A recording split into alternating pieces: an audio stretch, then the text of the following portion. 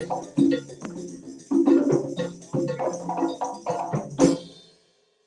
call begin. Hallelujah. Hallelujah. Hallelujah. Hallelujah. Hallelujah. Hallelujah.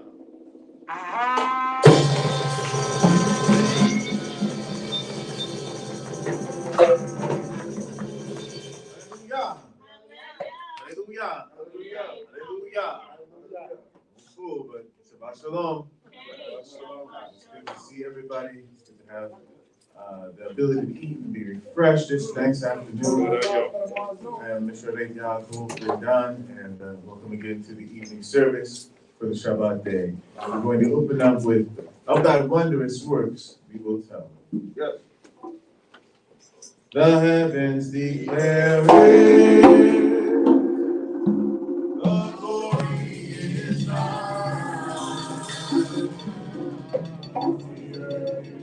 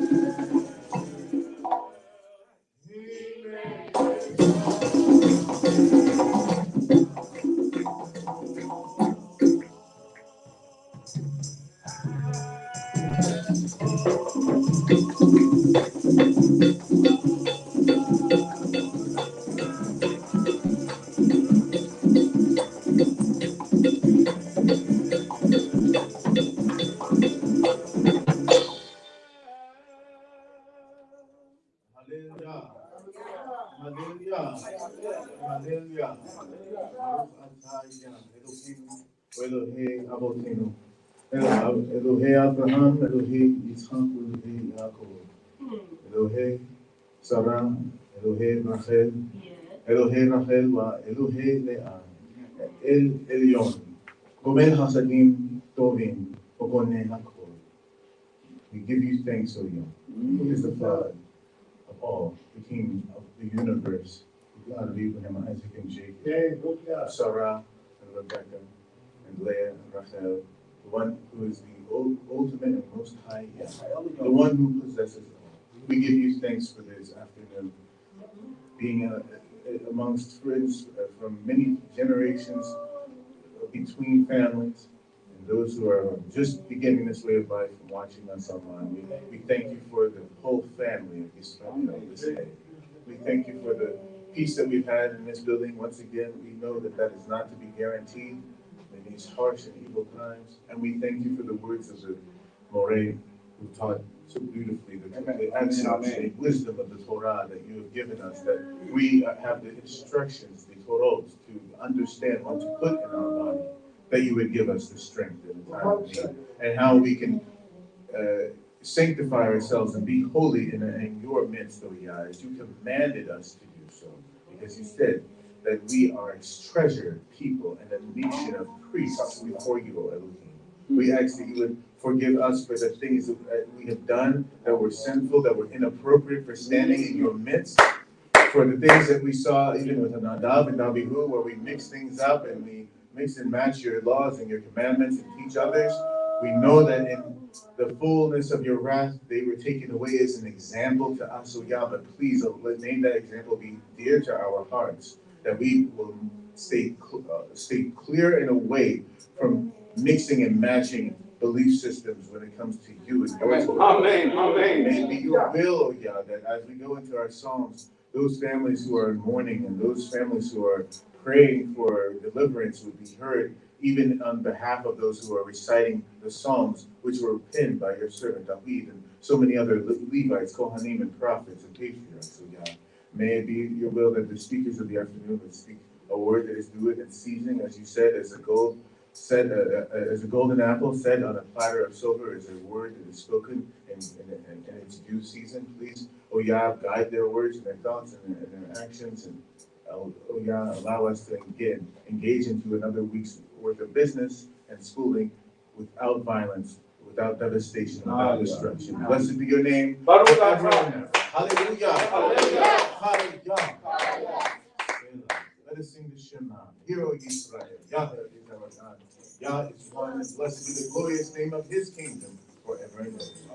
O Shema Yisrael, Yahovah Elohim, Yahovah Elohim, Yahovah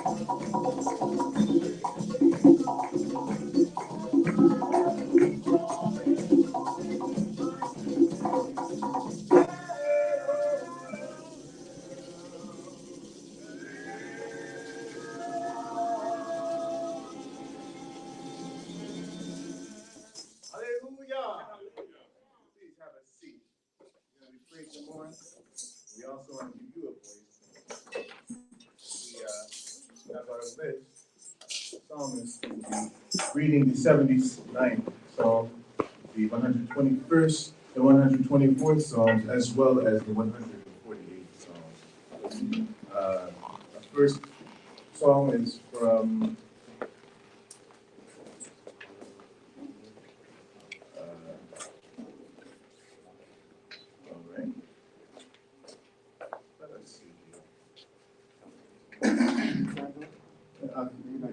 let's choose him for the 79th Psalm as we get started. Begin. Welcome, Yehudah. Give him a microphone, please. Yehudah, if you don't mind just coming in front of the camera. Hallelujah. Hallelujah. Hallelujah. And just come in front of the camera, right, where you get this camera.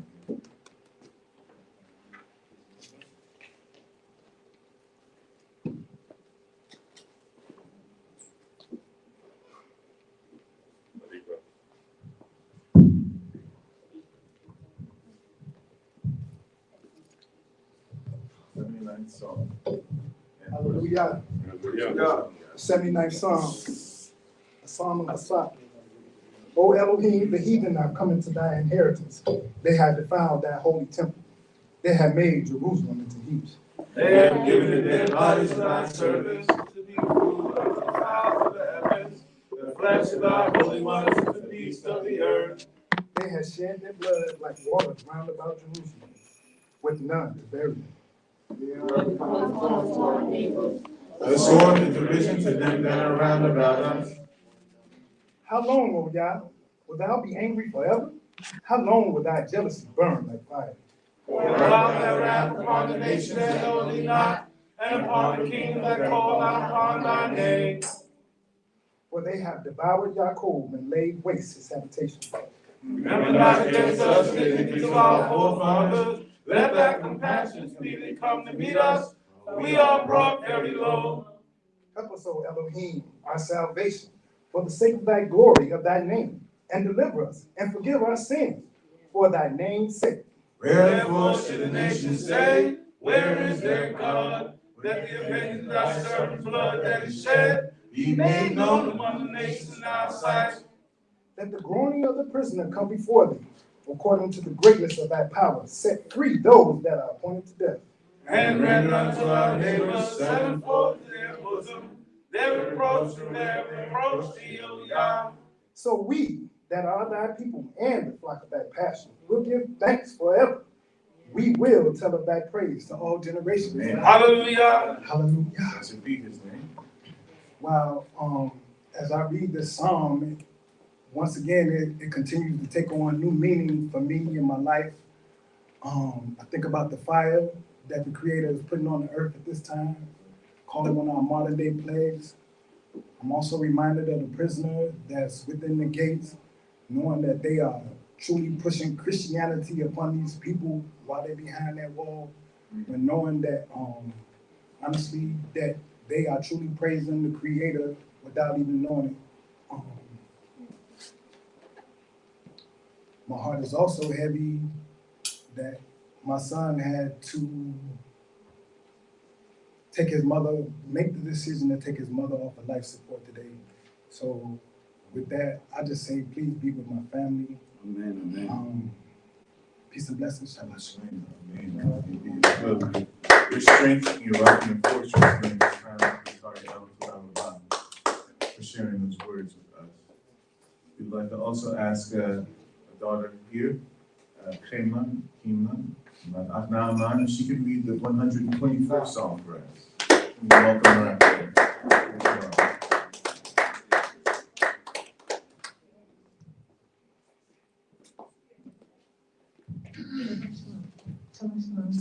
Shalom. A little louder, please. 121st Psalm.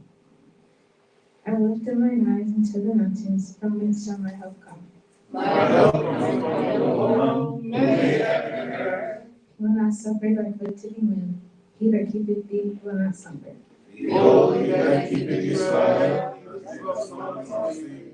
Jehovah is thy keeper. Jehovah is thy shade upon thy right hand. The sun shall not smite thee by day, nor the moon by night. Yehovah shall keep thee from all evil. He shall keep thy soul.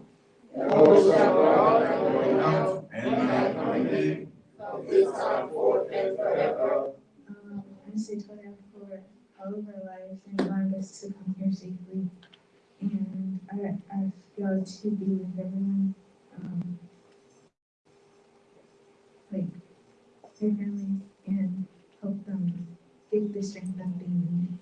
And very And for the 124th Psalm, let's call my daughter Naomi.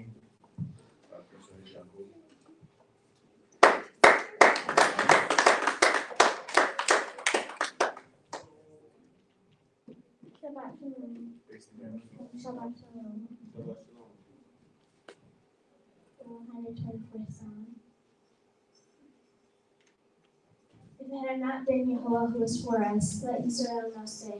If it had not been the Lord who was for us, when men rose up against us, Then they had swallowed us up alive, when their wrath was kindled against us. then the waters had overwhelmed us, the stream had gone over our soul. Then the proud waters had gone over our soul. Blessed be Yehovah, the inhabitants of their sea. Our soul is escaped as a bird out of the snare of the fowlers. The snare is broken and we are escaped. Our help is in the name of the one who made heaven and earth. I want to thank Yah for allowing me to be here, for helping my family, for allowing my grandmother to be safe, for allowing everyone to be here. Shabbat Shalom. Our last song is Donkiel Ben Ushmatia.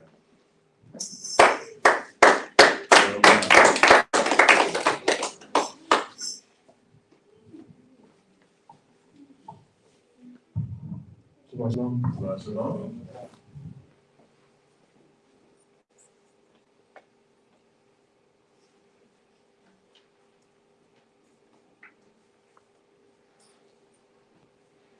Praise you all from the heavens, praise him in his heights.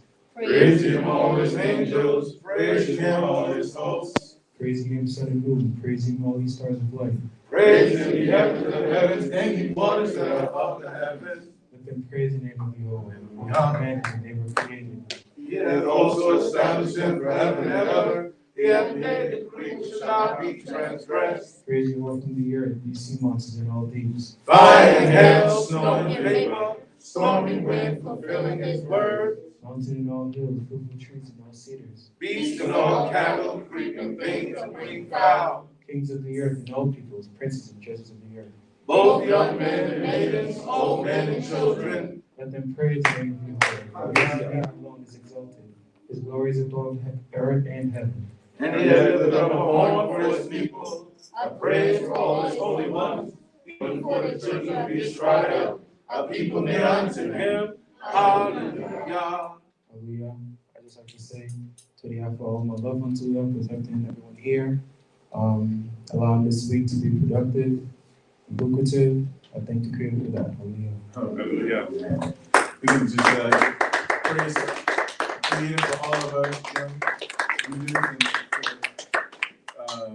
First, for Yehudah Devar and his family, again, we want to give special consideration to you in our prayers and lift up your whole family and your sons and daughters, their whole generation under you, what they're going to do as they move forward. Let it be blessed and guided by the Creator. Let's raise ourselves up so we can give some praise to the Creator before we have some more enlightenment in our teaching this afternoon.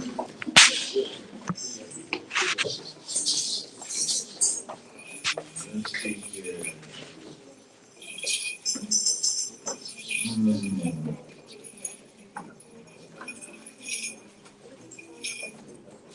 Give it a try to open up your vision. I haven't heard that in a long time. That's page 85. When you wake up in the morning and it's raining in your heart and you feel like you can't make it before you even start.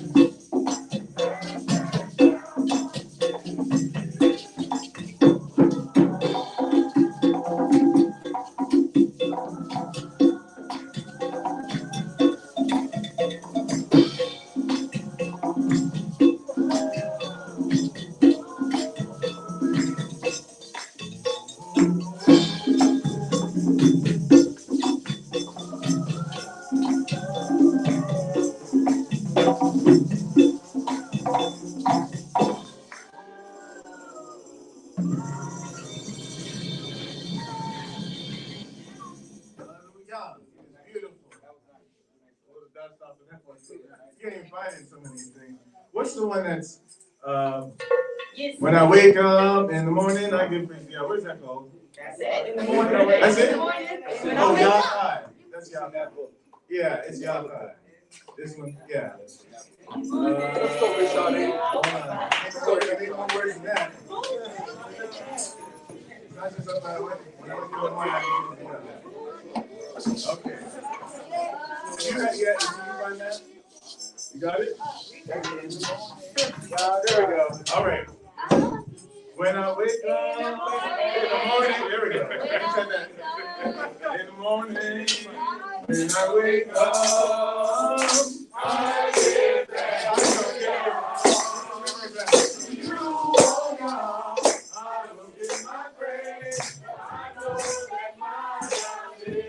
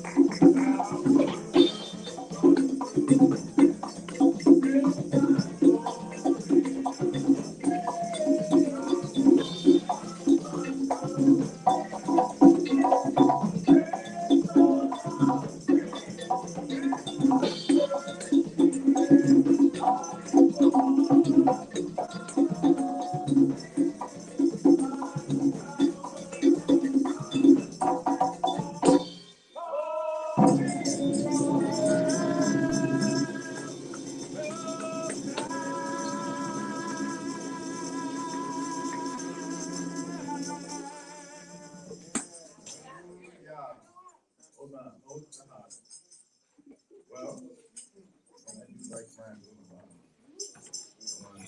Play the same greatest hits. I think I played enough new stuff. I like to merit something a little more in my range. I don't allow. It's on the website. Is the Lord of the universe. Hallelujah.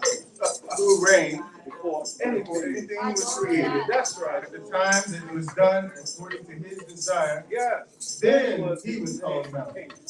After when he finished everything. By himself he's going to reign and here. Who Haya, he was. Who way, and he exists now, but who ye did, and he will be in splendor and glory. Who Echad, and he is one, with singing, and two, right? The Hamshilo, to share with him, the Hakira, to give him a partner. Believe a sheep, he has no beginning, believe he has no end. To him belongs the government and power. But who he is my heir. When I go Ali, my redeemer. And the rock of my strength, that is Sarah, when and I am in a difficult time. Wait, who we see? He's my banner, my flag, my mercy, and he's my safe place, my the portion of my cup, the Yom Ikra, when I did and I cried. The Yado of people, we know that, into thy hand, like into your hand, and his hand. I commit my spirit. Be'et ishan, in the time when I will sleep, wa'ira, and that I would go to sleep basically and wake up after. And with my spirit and with my body, Yehovah is mine. And I will not. It's a very powerful, almost 1,000-year-old piece of North African praise music, and it is also ours. We have our style, everybody's of their style. We travel. And so, Adon Olam, Adon Olam, Adon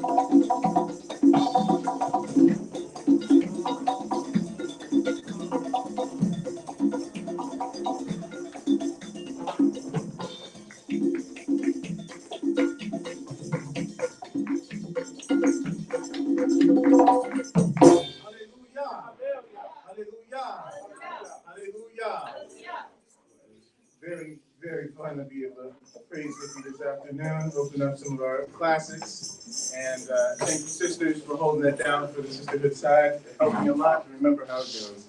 We have now we have speakers of the afternoon, and we have much wisdom, knowledge, and understanding still gained today, which is always a pleasure.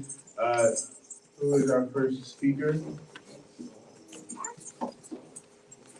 So let us call Sarah Haman.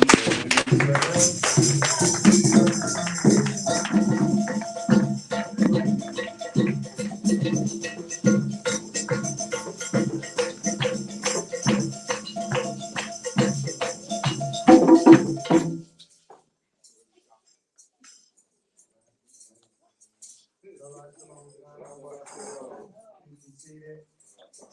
So, family online.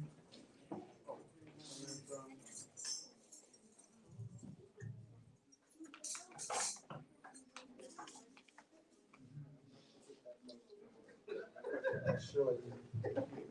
Shabbat shalom again, family. To family in Brooklyn, adopted Yisrael, and all over the world, as well as our Hebrew family, Charlotte family, all over the world. I give thanks to the Creator of heaven and earth for my life, thanking Him for the lives of you and your families, praying that He has kept you safe from harm and danger, seen and unseen, and continues to give you the strength to endure whatever you may be going through, and to continue to prosper those who are having a good day. So, we're going to start out with Shalom, sir. glad to have Rabbi Baruch A by my side again this week. And glad to have him and his family amongst us. So we're going to have a question and answer period first. And you can ask a question and you can answer a question. And we hope that in the event of controversy, the final decision will rest up here. Not because I know more or the men that help me know more, but because we want to maintain order and holy Shabbat day. We welcome those families that are online to put a question into the chat. And hopefully we will be able to answer your question. The question and answer period is now open. We see a hand over on my right. Coach Naomi has a question, so can we get a mic over to her first? Shabbat shalom. Hey. So, if there are Gentiles who are interested in learning about how to eat kosher, and we show them Leviticus 11, how can we explain it to them? Well, I think it's a good question. I think it's actually self-explanatory, Naomi. If you read it, there is what you would do. In other words, if you don't recognize the name of an animal or creature, in some cases that they mention, you can look them up. You know, you can Google them and tell you about their anatomy and what have you, and then you'll know whether they are kosher or not. So the book, the great thing about this book is most things the average person could understand it. You don't have to have a college degree. Young people can understand it, older people can understand it. You can read. In a lot of cases, the things that the Most High directed us to do are easy to understand, or hopefully there are people in their midst that can. When you say Gentiles, I'm assuming you mean people who aren't doing this way of life or don't know this, they don't follow too much the Old Testament, but they're Israelites who don't understand and know this law. And so everyone has an opportunity to learn and to observe it and to serve the Most High. Okay? I hope I answered your question. And we'll take, okay, we'll take the young Corday over here.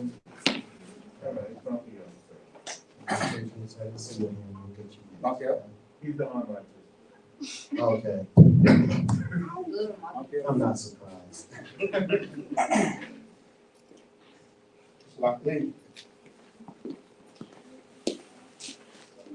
Shabbat shalom, Nicole. My question is actually it's coming from the portion today in the book of Y.K.B.Y, Leviticus, the 10th chapter. This is after the death of Nadab and Abihu. We'd like for you or anyone to expound a little bit on this particular saying as far as Aharon being the leader and his position and how him in the leadership position can influence the people. That's the way that I took it. We want to make sure I understand it correctly and just also have some additional insight from you. So we're in the book of Leviticus chapter 10, verse 6. And it reads on this wise. And Moshe said unto Aharon, and to Eleazar, and to Ithamar, his sons, let not the hair of your heads go loose, neither rend your clothes, that ye die not, and that he, for the capital H being the Most High, be not wroth with all the congregation. But let your brethren, the whole house of Israel, bewail the burning which I have kindled. My question is more on the line of, and ye be not wroth with all the congregation. So the way I look at it, and correct me if I'm wrong, and if you don't mind, we'll use you as an example. You know, being the leader of the community, if you in a setting where we're supposed to glorify and praise the Most High, and you allow something personal that may have happened to you impact the way that you're able to deliver a message, or the way that you should honor the Creator, and you're a little somber, you're a little sad, and you're upset, and then the people will basically start to feel that way. Is that what this is saying right here? That's why he's telling Aharon, Eleazar, and Ithamar, y'all have to continue to present yourself to be men of Elohim, here to do a job, and you cannot allow what happened to your son and their brothers to impact the way that you worship me at this time. And you answered your own question. So that was just them being in that leadership position was very important for them. Of course. Right. The people didn't do anything to, at that point, hadn't done anything to make the Creator angry with them. But so it had to be something that he would have done. He being Aharon. Aharon would have done. Right. Or Moshe would have done. Right. But Moshe delivered the message. But yes, he had an obligation to maintain. This is the thing that some people don't understand, and the common man has to realize it also, that we have an obligation to the Creator first. You know, I don't care if it's your, I mean, I'm not talking about an emergency. You know, when you have an emergency, then you have to stop what you're doing because the dead praise not the Most High. Right. And so you have to put the emergency first. The Creator expects us to use our common sense and wisdom to know that. But other than that, we're supposed to put Him first. So when we find ourselves in a situation where we want to let emotions get involved in it, and I say this to everyone because I think of it a lot, that emotions can change the way you think. Absolutely. Your emotions are really something in your spirit, but it will change not only the way you think, but it will change your actions. And so we have to really be careful that we keep our emotions in check at certain points in time in our lives when we have to be more in tune with what is the right thing to do and what's good before the Creator, what He expects from us. And so that's what was the case in this particular scenario. And so, this is why Moshe told them that, because they couldn't get off course. They're in the middle of a serious ritual, and it's not something they should have had to stop, because if the Creator took the time to kill them in the midst of this thing, then He expected everybody to keep moving, and you just have to let whatever's going on, it's just like in the middle of war. You might see somebody you love die right next to you, but you have to keep fighting. If you don't, you're gonna die, and you can't drag off the dead, Right. And so these are the types of things that we have to understand and know. And so emotions can't get in the way of our common sense and the actions that we have to take in any situation that we find ourselves in life. The problem is that man has a tendency to let their emotions, and women, when I say man, I mean humans, have the tendency to let their emotions get in the way of right and wrong in a lot of cases, and it can be detrimental to their situation because they have forgotten that there's certain things that are there's expectations that we have and the Creator has of us. Okay. So, anyone want to add anything to that? You want to answer that one? Okay, where's the questionnaire? The questioner who was sitting here a minute ago.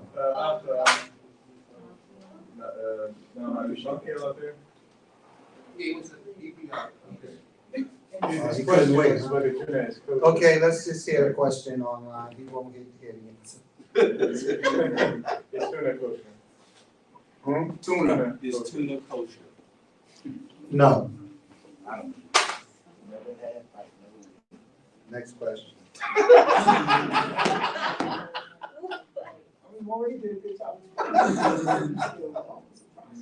tuna's not kosher, I don't care who sells it kosher. It's not kosher. And we have to be careful because sometimes we find ourselves following other nations, as some people, all they have to do is pray over it and make it kosher. It's like halal, like the brother said today, which was an eye opener for me. But you can't just pray over something and make it clean. Imagine if you dropped something dirty in your meal, you pray over it. You gonna eat that meal? I don't think so. Not if you know what's in there. So, Zeru, you wanna add anything to that, Reverend? No, not really. Okay, I'm gonna take Eliab's hand. He doesn't ask questions often. Let's get him a mic, please. So, anybody online, keep in mind, family, we want to hear from you as well.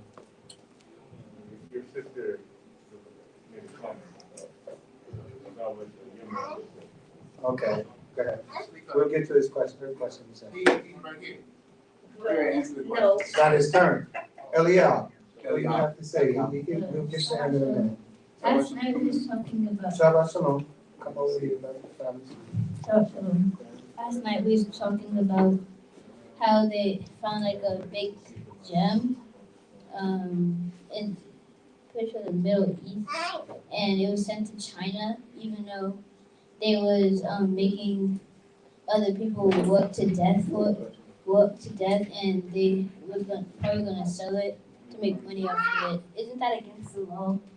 You talking to them, but I can't hear your question. Isn't that against the law? Is what? We didn't hear what you Turn this way. Let's hear you. To make someone work to death, and then take what they you making someone work to death and then taking that thing and selling it for your own profit.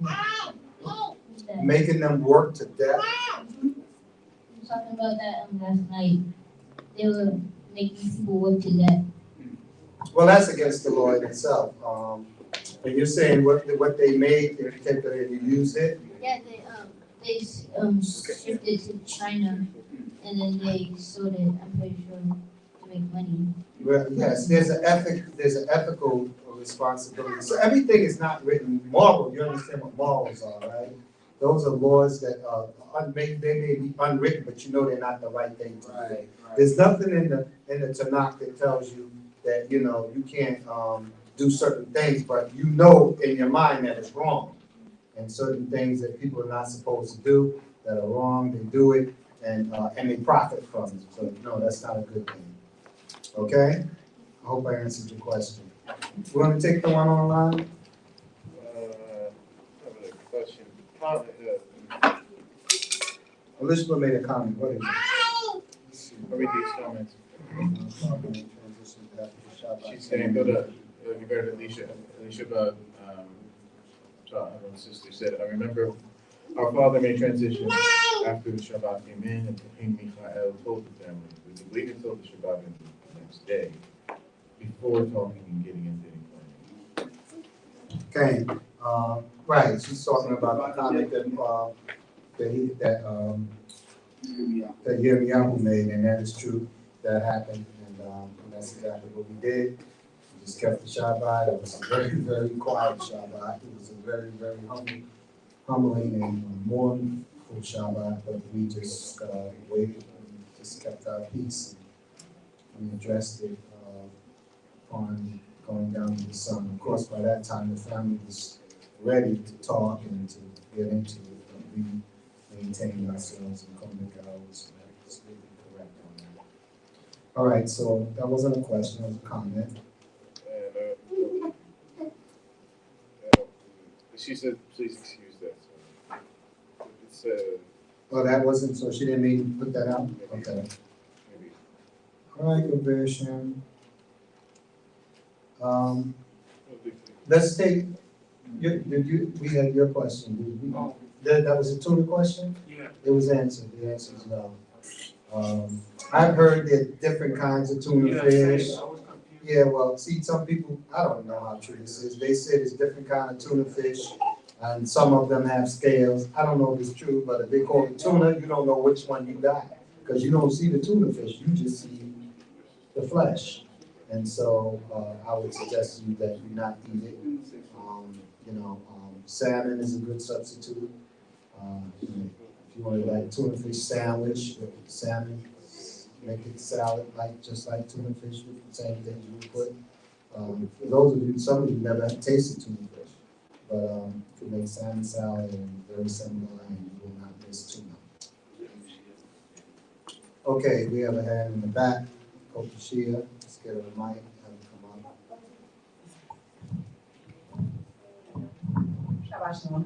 It's a comment about the tuna. Okay. Because my Ish and I had the same debate and we looked it up.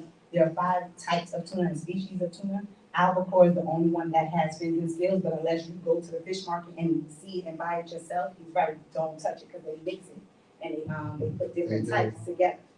But there are 5 different types. But albacore is the only one that has fins and scales. Okay, so I would suggest you not buy it or eat it. And, when you go to a store and they tell you fish sandwich, you need to ask them what kind of fish it is. Because they use the cheapest fish, they'll use any fish, and again, you do not know whether that fish is kosher or not. So if this says fish sandwich, you need to ask what kind of fish are you using?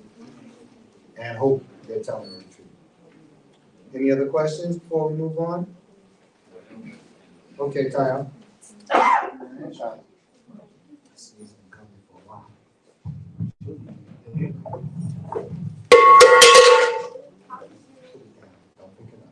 Shalom. Fill us off for calling me, to allow me to ask my question. I would like to direct my question to Rabbi Baruch. During the portion this morning, dealing with Mikal and her coming home to greet her husband.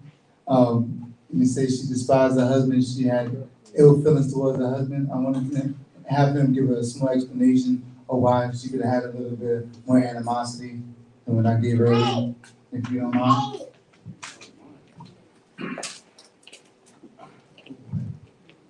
Shalom Aleichem. Shalom. Well, if you recall, Michal was won by David in a contest of how many foreskins you could get from the Philistines. You know how many you brought back, right? Yeah. Papa asked for 200, he brought back like 10, 400. David just said, look, check this out. Got that. Now, there wasn't no circumcisions going on. There was just full decapitations going on. Wow. It was full of precision. Yeah, this wasn't a precision cut. And he brought him back and he wanted to be called. But Saul was out of his mind. And at some point he took Michal from David. And he gave her to another man. And she had children with this man. And when David came back to the throne, it was almost a matter of pride. You took my wife. And he went and got her. The problem was the woman was already with her new husband and her children. She didn't appreciate that. And David took her as a matter of what he felt was principle. However, I had a conversation with someone earlier about this. Pride can't come before God. She was already defiled to him, right? He had no Torah basis to be able to go and take that woman from her husband and her family. But he did that. He just sent the man back home, beat him. You lucky I ain't kill you, beat him. Right? It was all pride. And so when he brought her back home, she had attitude. She has an attitude. The problem was she picked the wrong time to say what she said to him. She could have ragged on him about his sons. She could have ragged about him on anything. But what did she do? She picked the moment that he was glorifying God. That was the wrong moment. And I tell anybody this. I don't care who you are, how much you love your husband, how much you love your wife. God first. God first. Your wife said, I'm number one in your life. Wrong answer. Your children, I'm number one in your life. Wrong answer. God, number one. And that's why she picked the wrong moment. And it got her what it did. Right? So that was some of the impetus behind all of her feelings. It wasn't just him dancing. She already had a problem with the king. Right? I agree 100%, and I do believe that we've been corrected by Corey. Yatniel said yes to 100. Yeah, go back 200. That's why I'm voting for you, though, Yatniel. That's why I'm voting for you. Yeah, that's why you should be here, Corey. Don't try to embarrass us online. Do it in person.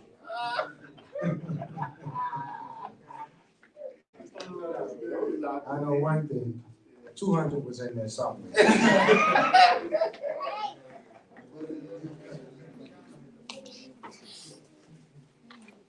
Okay, so, Red Sharon did put a comment in here. Is it a question? Read it out loud. Everyone said, Shalom. In number 17, verse 10. In Exodus 16, verse 33, Moses was instructed to add the budded rod of Aaron and the Jordan into the ark. First Kings 8:9 says, the ark was empty except for the testimony. I can see my family. Samuel speaks of the Philistines having possession of the ark. What happened to the rod and the manna? Well, I guess at some point in time, it got taken out. There's no real history on that. I don't question the fact that it might have been missing, but because they were, how would we say, I mean, the rods would obviously at some point dry out, and they could have just crumbled, you know, and then they could turn to dust very quickly, very easily. And the manna, I think, is, by the same token, could have gotten banged around or whatever, and the jar that was in could have broken, and they just removed it for cleanliness purposes and just had the ark in it. That would be my logical suggestion to you, but I don't think it's written anywhere. But we do appreciate the question. We have two coming in from the B'nai Adath family, and one of them is Shalom. I heard Rabbi's say there was, oh, okay. Sorry, yeah, that is wrong. Is chicken unclean? So if you're saying it's unclean, you're saying it's not kosher? Okay, I heard about the anatomy of the chicken. I'm gonna ask, since he's a vegetarian, a vegan, and he taught the portion, I'm gonna ask our Moray, Shemuel, I think his name is, Moray Shemuel, to come and give us an explanation on the breakdown of the chicken. Yeah. There are a lot of animals. Well, I don't want to cut into you. I know the answer. I'll let you go. Go ahead. I don't want to spoil your fun. Shabbat Shalom. Shabbat Shalom. They asked the wrong one. I mean, chicken. I've raised chickens many times. And from the way the chicken behaves, I mean, it's a bird, and if you put birds in certain dire situations, they will try to survive, eat anything. But the chicken generally, from his makeup, you feed him grain that you prepare like feed. But also when we used to take them out to the pen and let them run, they would run for certain types of grasses, and that's what they would eat. And there's also a time that they eat like a kind of like sand, and that sand cleans out their stomach and everything. So they have a cleaner cycle than the other birds. It's just that the manner in which they rear them today is not too, good. But again, even going back to what Naomi was speaking about the Gentiles and stuff, you have a great movement, especially here in America, for foods that are kosher. You could use non-GMO, organic. So there's a company I'm seeing raising up called Nature's Promise. I love their products. They you can look for their eggs if you eat eggs. You can look for their chicken if you eat chicken. That it's certified organic. Because when stuff is not organic, it's sprayed with a lot of pesticides that they're finding in people's bloodstreams, in the urine, etc. Wow. That is very dangerous. That's causing real problems for people's bodies. So yeah, as it is, the chicken is a kosher animal. You could even you see those turkeys running around in the bush here. As I work, I see them. In Guyana, you have a lot of bush prowlers, we call them. So yeah, as far as I know, it's kosher. You can keep your job. So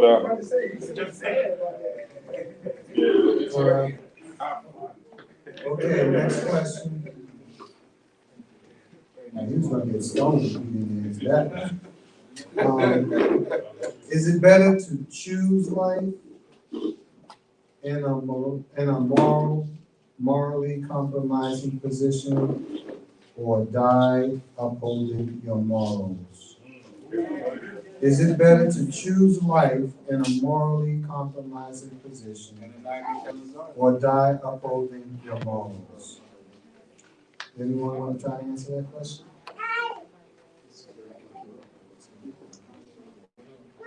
Okay, we have a hand in the back. We'll take a couple share.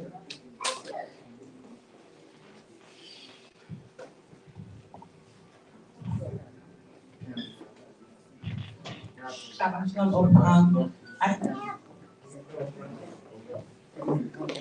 Everybody want to see that mask. That was Shabbat Shalom. I think that it's a multifaceted answer where it would depend on what it is and who it is, because everybody doesn't hold certain things in the same regard. And so you're like, oh, for example, people who feel like they have to work on Shabbat. I hold it very high that it's Shabbat, and most I said, keep it holy. So I just don't work on Shabbat, but there's other people who like, oh, I'm gonna do this, but that could be an example of losing your life because you're doing the wrong thing or whatever. So it depends on the situation and the person.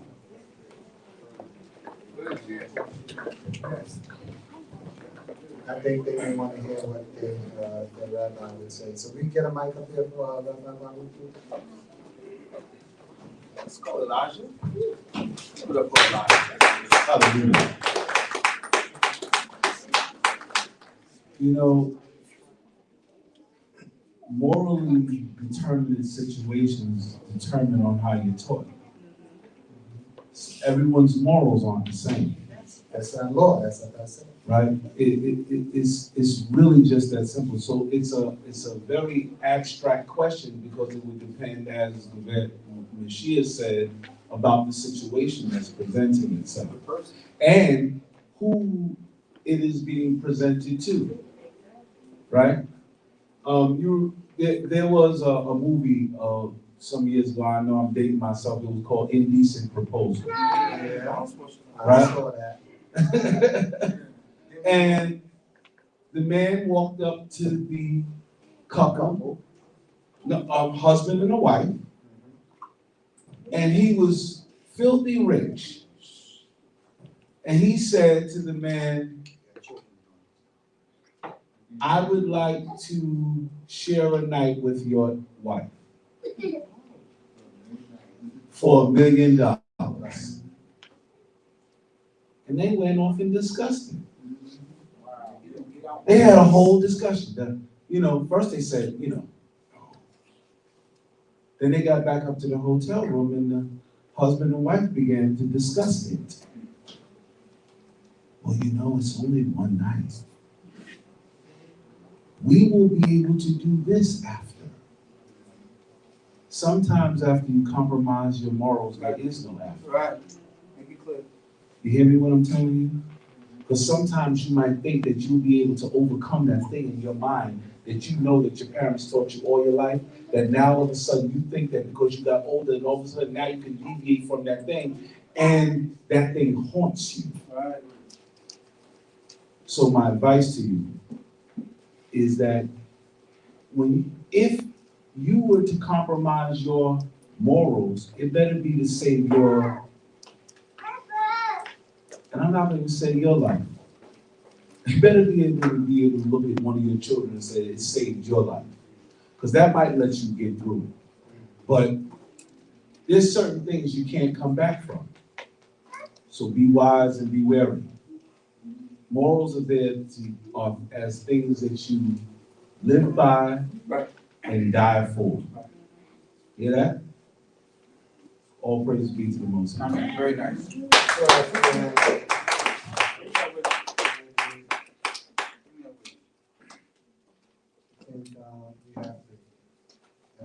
Sometimes it has to be life and death. That's right. Make those types of decisions. I'm just, I'm not a sticker for making, certain, I'll leave it alone. I won't say anything about it. Anything else? Let's do it. Any other questions? Not, we're gonna move on to what's going on segment. We have some comments here. Think of Shadrach, Meshach, and Abednego. And that was they didn't have to make that decision because their request was granted. And then again, we had a situation where they ended up in fiery furnace because they didn't want to do certain things. The Most High was with them. We don't have that type of connection with the Creator now. You go in the fiery furnace, you ain't coming.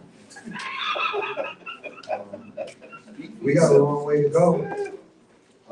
You want me to light one up for you? See what happens? Right. You went through the proverbial fiery furnace. I'm not talking the literal. It's a whole other ball game. But it's still able. I just want to say that. Anything is able. He's able, but have we earned that type of grace? Oh, no, I agree with you. I'm just saying. Yeah, the Most High can do anything, but are we worthy? We have to be worthy. And so, you have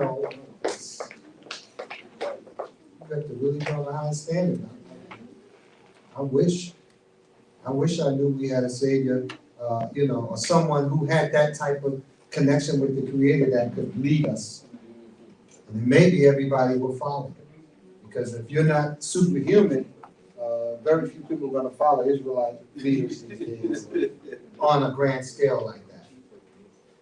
And so we do, from that, know that we have quite a ways to go. And I do pray that he's already in the earth. Okay, so what's going on, family? I have a few items here I'd like to share with you.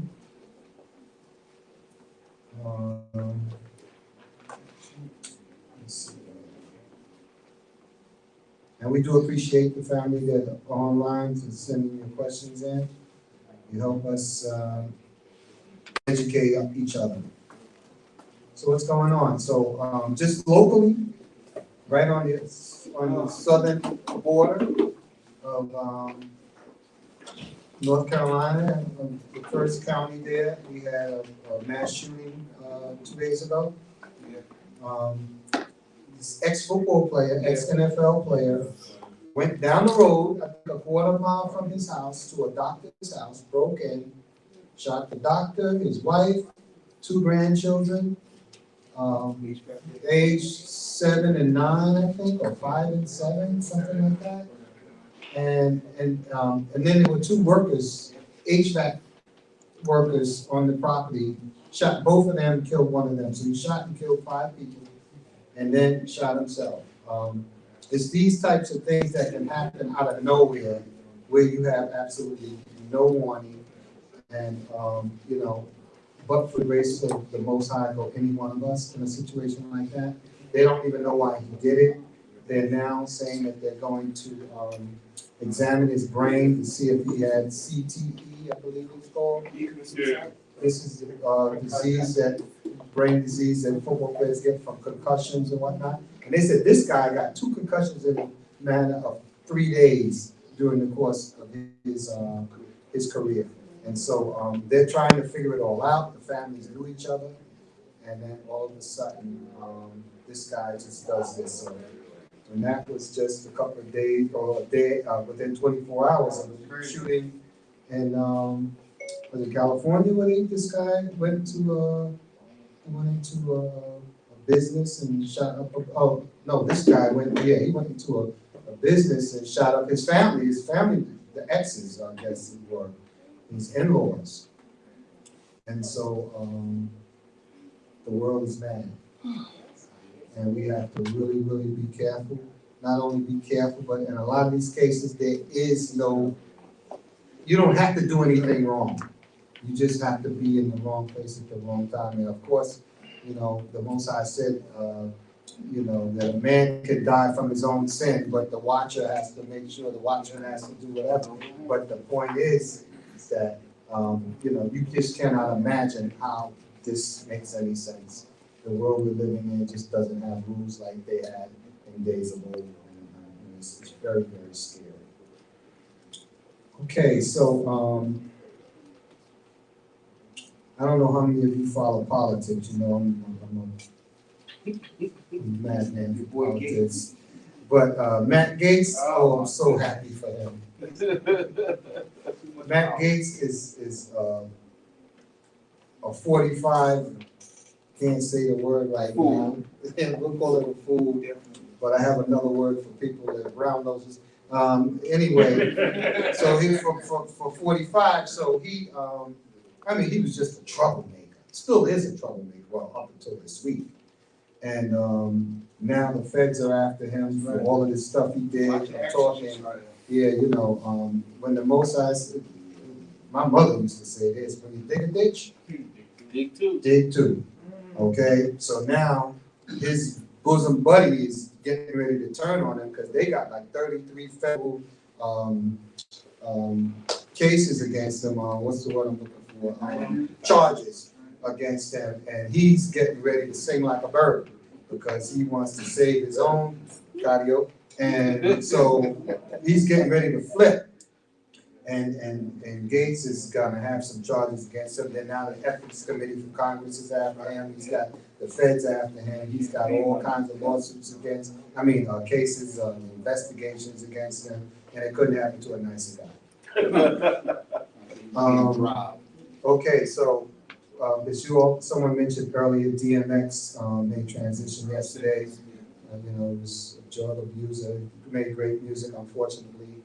I have no idea what he used to do because I just. My dog's head. We got some DMX lovers in here. So it is what it is, but I feel for his family. Okay, so this is the thing. I don't care how much money you have. I don't care how much fame you have. If you don't live by certain codes or certain standards or morals or what's the word I'm looking for in terms of vices and know what's safe and you're not gonna be here long. You're just not. Because your lifestyle is gonna be the death of you. And so, we just have to, and I don't suggest anybody, I don't care who they are, you cannot worship famous people. It's just not a good thing. What you want to say? Shalom. Shalom, everyone. I just want to say this.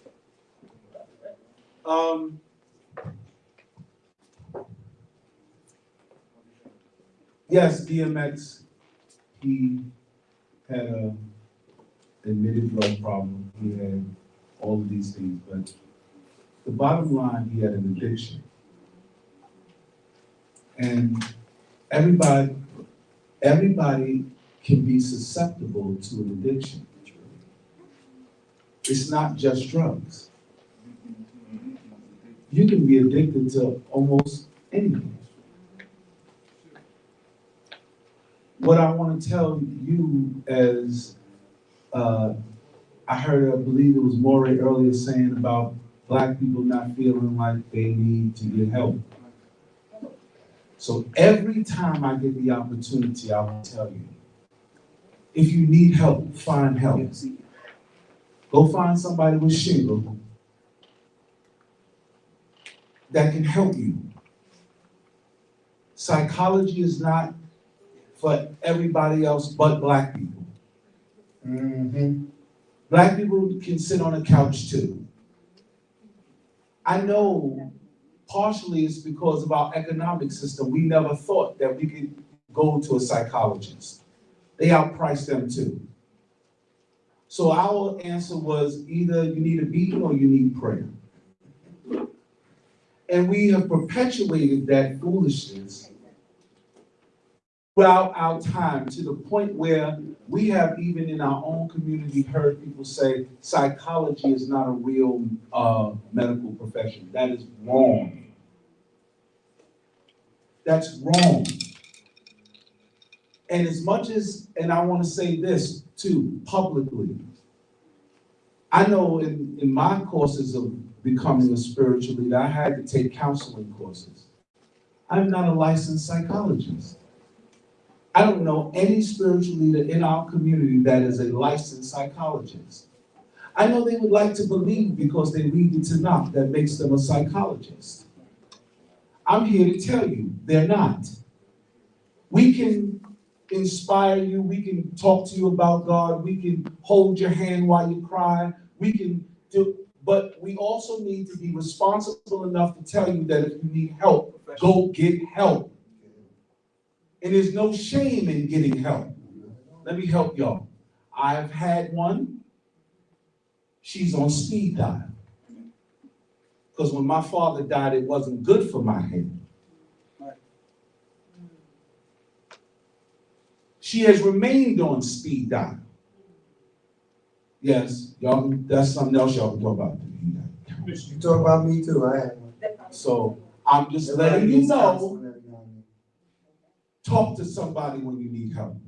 Never mind this, we Black. Never mind this, you serve God, you trust God, you can do over anything. Sure you can. But Moses said, and established thou the works of our hands, gave the works of our hands, established thou it. That means you have to do the action and pray.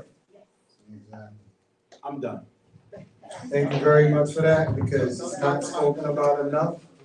And, you know, some of us really need help. I'm making fun, but I'm serious. Some of us really, and this is the thing, a lot of us work jobs that can provide that for free. But, you know, we stigmatized it. That's right. And, you know, and this is why we end up, more of us in the jails, and more of us end up in the grave, and more of us end up, you know, in the system, because we don't take advantage. And then sometimes a spiritual leader may be available, or just talking to somebody that you can trust that has wisdom might be able to help you. But sometimes, you know, that doesn't work. And this is the thing about help, about counseling. And I'm gonna add this in, Rabbi, because, you know, you can't just go there and then leave. You gotta follow the advice. You know, it don't make sense to go for counseling if your attitude is, well, I'm not doing anything they told me to do. Right. Yes, sir. Yes, sir. Because that's our problem. Yes, you know, we think nobody can tell us anything, and we set ourselves up for danger, failure, you name it. And so we have to not just go, but we have to take the advice. Sometimes you may not like the advice, but you know, it's medicine. That's right. And we need more people to understand that, because families are being broken up, marriages are being broken up, you know, your life is being all messed up, and yet you think you don't have a problem. And so, you know, sorry if I offended anybody, but you needed to hear that. And more of us need to consider counseling. I used to do a talk called What You Mean I Need Counseling. What you mean I need counseling? And I gave you a litany of reasons and used it tonight to prove my point. And so,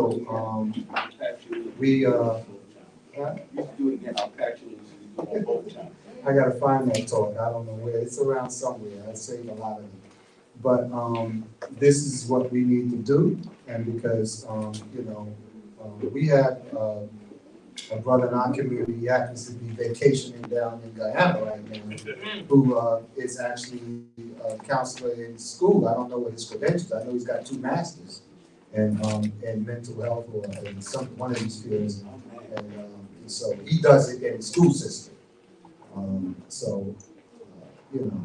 I'm not giving you his number yet, but we really need to take this seriously. And if we don't talk about it, it's going to become taboo. That's right. This is why people don't get the help. That's right. This is why we got so many. There's so many families in Israel that could have, if they had taken the counseling, they'd probably still be together.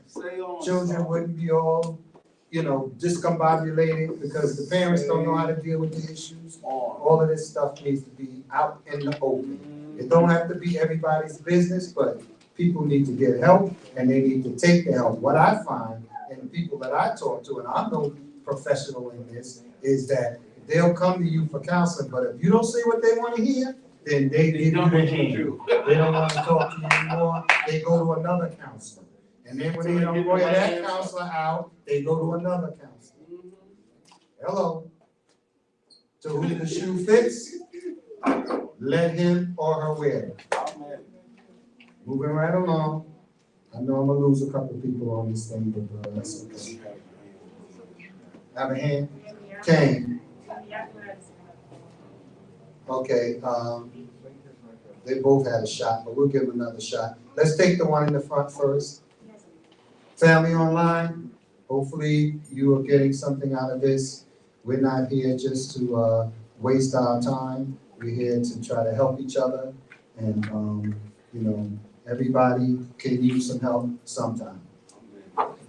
So about the opportunity. Thank you for the conversation. I fully agree with everything Rabbi and you've said as well, so. And a lot of times, a lot of these things date back to our childhood. And I know we was talking about Earl Simmons, that was the real name. When he was 14, some drugs were laced, and that really triggered this addiction path that he was on. And I know a lot of times things happen in our youth, and we never have the opportunity to have that outlet or that opportunity to try to address the real core issue. And then when they become older, then they start to abuse others, and it's just a bad pattern that we have seen, especially with our people. So it's important, especially if you have had things that have happened. Sometimes we don't understand why people act the way they act and do this, and there's no excuse to their behavior, but a lot of times there's a core issue that was not addressed, and now they're starting to abuse others, and it causes so many more issues. So it's very important that we do seek the help when we need it, and hopefully this can start this road of recovery for us as a people. I agree. There's a lot of dysfunctionality in the Israelite community, and this happens everywhere. I'm not saying it's just us, but again, the old folks used to say, "Don't talk about it." Right. That's how they think. You got a weird uncle in the family. Don't talk about it. Everybody buries it, and yeah, it's traumatic for people, and they never get over it. We never know how bad it's impacting people. And we're not here to finish this whole discussion. It's not going to happen today.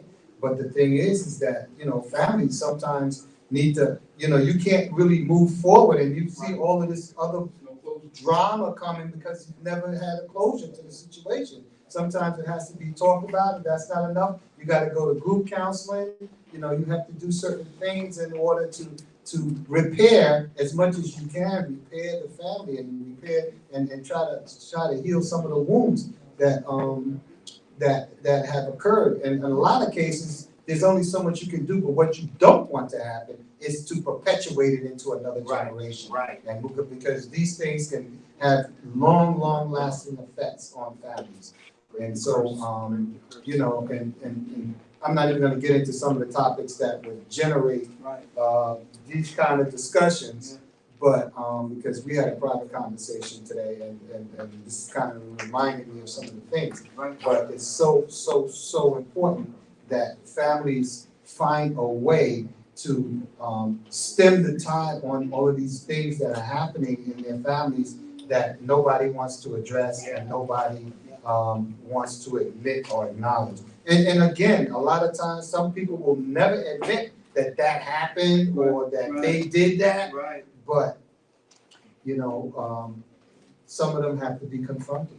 And then it has to be dealt with and then go from there. At least you can get it off. The main thing is, and this is about your own personal mental health or the mental health of a child. You have to do whatever it takes in order to get some type of closure for that individual, for yourself, so that even if you're not happily, totally satisfied, at least you got it out. Amen. You got it out, and I think that release is going to help in some form or fashion. And you know, none of our lives are perfect, and you know, some of us, or all of us have skeletons in our closets and things of that nature, but, and we can still live a full life in spite of them, but you want to live the best life you can live. So let's pray for all of those who are in need of the guidance. And again, you need the help, seek the help, get the help, and you can't make matters worse, is my thought, is if you're losing sleep and you're still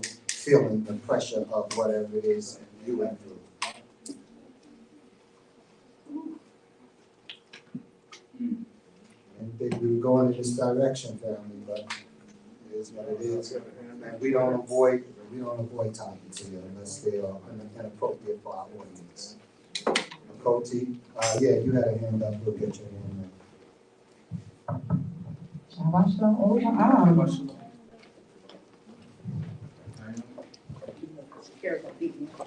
You don't have to come up.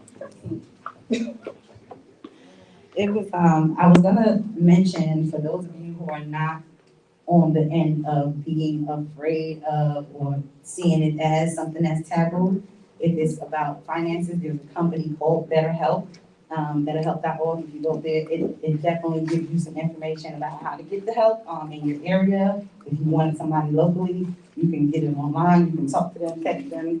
I mean, it's there for you, and they work out payment plans. So if it's about the money, don't let that stop you. And there's a song from Common called Good Morning Love. And there's a little verse that says, this rap here is fear's eulogy. Escape rooms with glasses of wine, just another crutch from my brokenness. A term that I got from my therapist. As a Black man, I feel I should be sharing this. In the hood, they say we crazy and we terrorists, but we need it for our kids and our marriages. The old folks say we don't do that, but taking care of self is the new Black. So we have to, like, it's positive music out there with us, without us, by us as Hebrew Israelites who are awakened and know themselves, and other people who are churches who are really trying to grow past things, and they have so many messages that can help you, your family, your friends, and if you are not taking advantage of it, do it now, because I'm one who, like them, like you talk about me too, I called because I knew something's not right and I need to get that help. You pause, you stop when you need it, go back. It's never like, oh, this expires, I can't go to therapy now. It's always a good time. Speak that. All right. Hallelujah.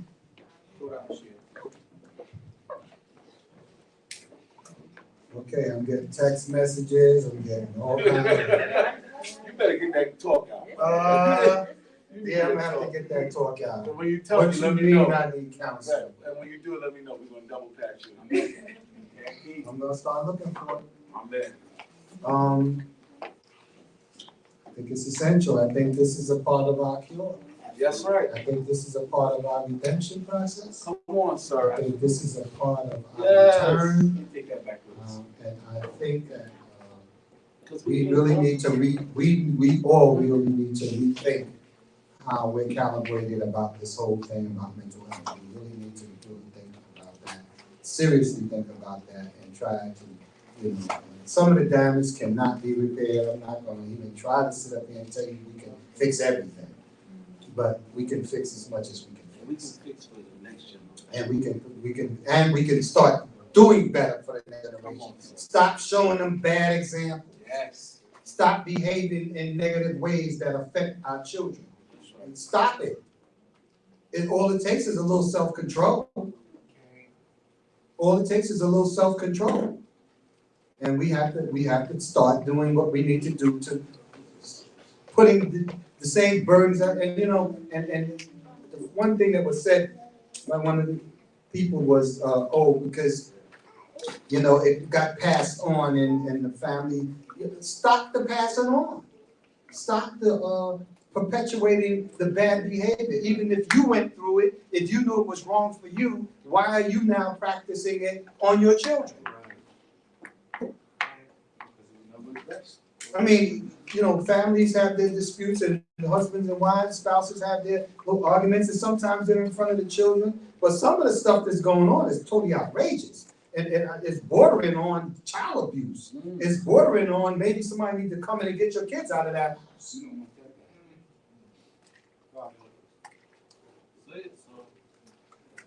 It's crazy.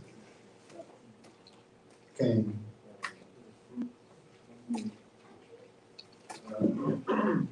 Shabbat shalom. We have, we're in a new day now, so things are, children and everybody hears about these things. We have New York, I think, legalizing recreational marijuana. Hey. Virginia doing that as well. I think it would be worthwhile to have, it's already news, it's stuff that people hear. It's not like it was 20 years ago. You have elementary kids in the room, you don't want to talk about it. It's like, oh, it's illegal by this country. The thing that I know is Malcolm X or MLK, whichever side, the one who was the radical and the one who was the mainstream, they both would say, even if it was alcohol, it's a government seal on that alcohol, they want you sedated. Be like completely sober all the time. And then, you can say, okay, you don't have to be sober all the time, you can be in your home. But there's a view that I see of this is when they say it's a racial justice move, see? That we're saying we're not all a bunch of pot smoking. But then they say, see, we listened to you at the election, you get to do whatever you want. Just don't do it while you drive, don't do it at work, don't do it at this, you'll get fired, but you can do it all you want otherwise. And I can see both sides. I obviously understand it is a natural occurring substance, and there's the technical thing about can you do it, but in terms of the policy part, I'm asking more about that. Not necessarily, just like with alcohol. Alcohol is out there, but then there's the encouraging the liquor store in your neighborhood aspect, the policy stuff, where you got to go to a liquor board to open it up, and they say, yep, here, no, there, right? So what do you think about these policies there? I'm not trying not to color what your answer should be, but I think I can see it as an interesting pattern. Once they started in the New York one, saying it was a racial thing. In Colorado, they didn't say anything about race. It's all like dispensaries everywhere. But that's because we're not in the population like that. So I wanted to see children hear these things, adults hear it, and it's like, okay, first it's like, oh, okay, you're gonna hear it at the book, hey, that sounds cool, whatever. But policy-wise, they're saying this is what they're giving us back. So that's a gift? So I want to see what your thoughts are on that. Okay, well, it's a little complicated, but I will say this, hopefully everybody heard the point of the question.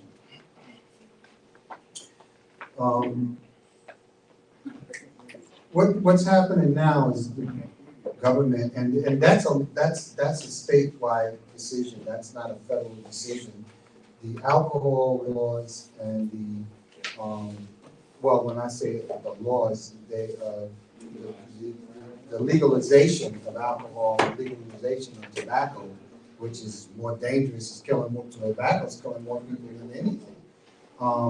Is on a federal level, but states have their own rights to do what they want. Excuse me. So in New York, you could put a liquor store on every corner. In North Carolina, the ABC Commission is in control of that, and you only have so many. you can't just go anywhere and walk into a liquor store, you know, you just can't do it in the state of North Carolina. I'm not sure about the other states, but what I would say is that,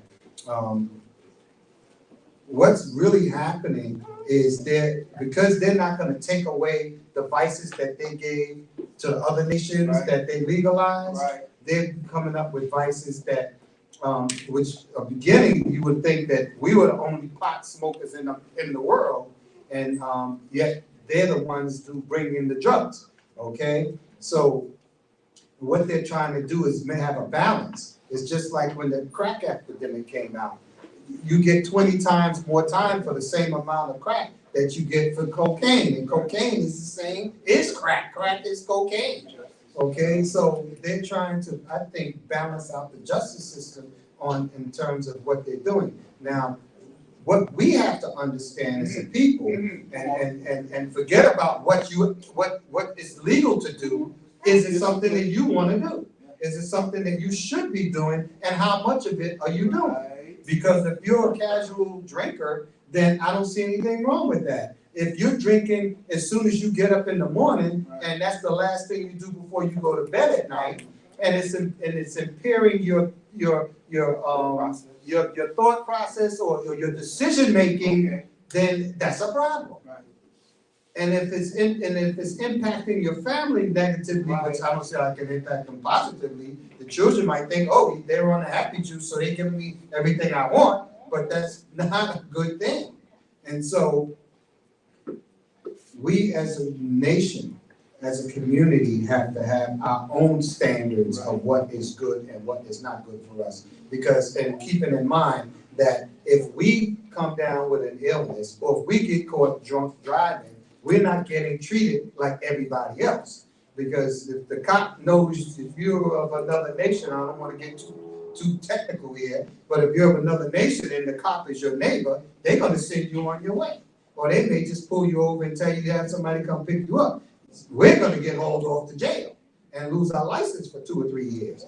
And so we have to understand that in America, we are going to get the brunt of all of the worst case scenarios of any of the offenses that we commit. And so, you know, we have to be careful of that. As far as these legalization laws, just because something's legalized doesn't mean you have to give you the right to abuse it. And so I'm not saying that there's anything wrong with the legalization of some of these things, because you can go to a doctor and they can throw you a whole bunch of oxycontin pills, opioids, and you're committing more crimes and doing more damage than anybody else, and you're dying at a higher rate, and yet it's legal. So I don't think the legality of it is really important, and we have to know as a community, as a family, that we are still being treated like second-class citizens. And so whatever they say is okay for them, that doesn't mean that we should run down that road, because we're not going to get treated the same. Okay, I hope I answered your question. Before you want to I add just to wanted to say, the justice part of it, the part that you were speaking about, how this is a way to offset the justice of the situation, is simply this. Disproportionately, Black people are arrested for marijuana than any other people. Doesn't mean they have more. Right. I want you to hear me carefully. Doesn't mean that they have more. Just means they are arrested more. Because in the hood, people sit on their step and smoke. And when the cop can walk in your gate and arrest you for having a joint, but right across the bridge in Nassau County, if you get caught with that same joint, there's nothing to be done. Right. A man was, just to put more of my business in the street, I was safe with us, we don't gossip. Then I had 2 licenses at one time. I turned in my license in Georgia, and they didn't wipe it out in New York. And when I came back, they said I had 2 licenses, and they arrested me. Took me to jail. I was in jail for 17 horrible, disgusting hours. But God sent an angel to me. His name was Tiny. Now, Tiny, of course, was this. He was huge. Yeah. You know, All Tiny Tiny was was huge, twice right? the size of an elephant. And the reason why he was in the jail was because he said it. He said, I was sitting on my step, smoking my half a joint from last night. They came in my yard and arrested me. The man was in jail overnight. I know he was in jail overnight because I was the last one to get out. So disproportionately is something that they use in the abuse of a lot of young black people.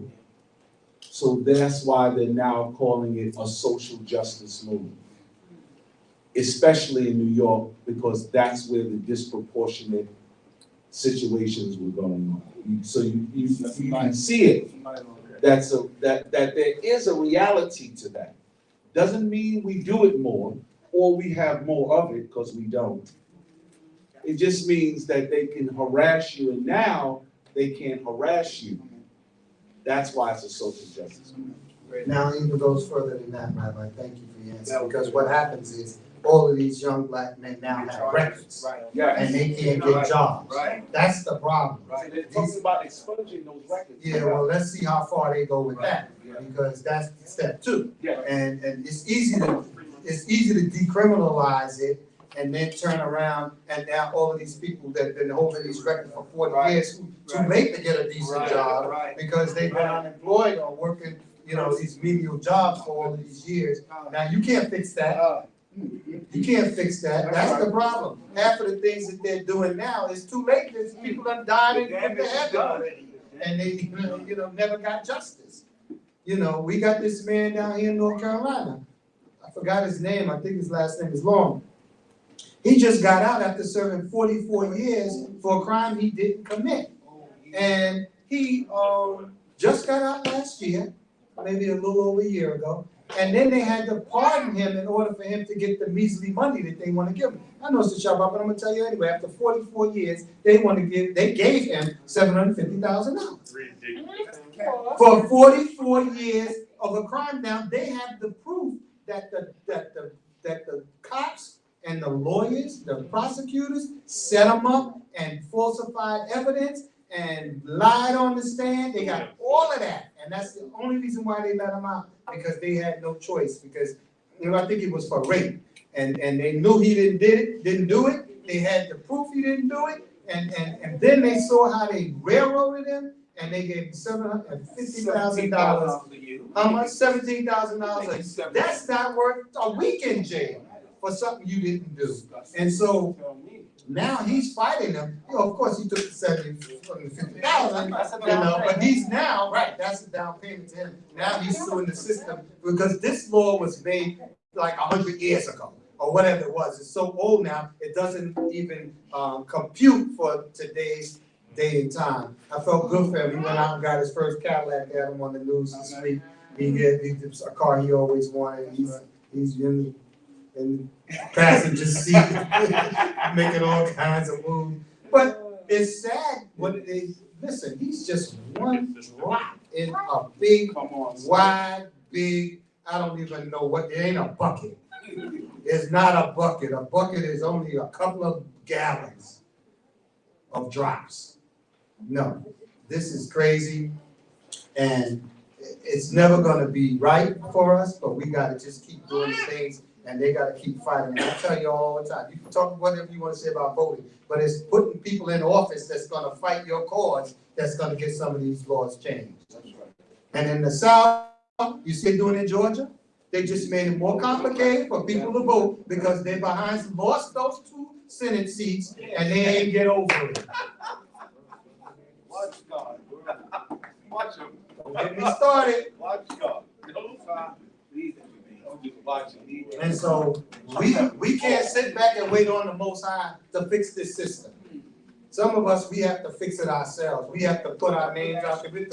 We have to put our names out there. We have to put our souls out there, and we have to put our work out there in order to help right the wrongs that they're committing against our people. Okay. Listen, I'll be the mayor's helper. I'll help the mayor get it done. But I'll tell you right now, somebody said ocean, and they're right. So there's an ocean of drops that we have to get to correct the situation, what they portrayed against our people. And I'm on the record.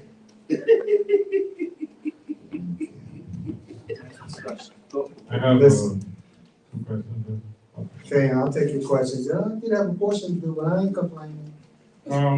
Did you see? We ain't even talked about shopping yet. Go ahead. That was one of the things I was asking. He's on the list. So did you see the Army lieutenant that was harassed? He was pepper sprayed and stuff. I think he's trying to sue them currently state, but he's African Latino. He's a second lieutenant. It's happening in December. And yeah, he was fully in uniform. He just bought a new Chevy Tahoe, and the dealer plates were not visible in the window or something. That's all they need. And they dragged him on the hysterical. You didn't see that? I didn't see it. You should have brought it because we put it on the video, let everybody see it.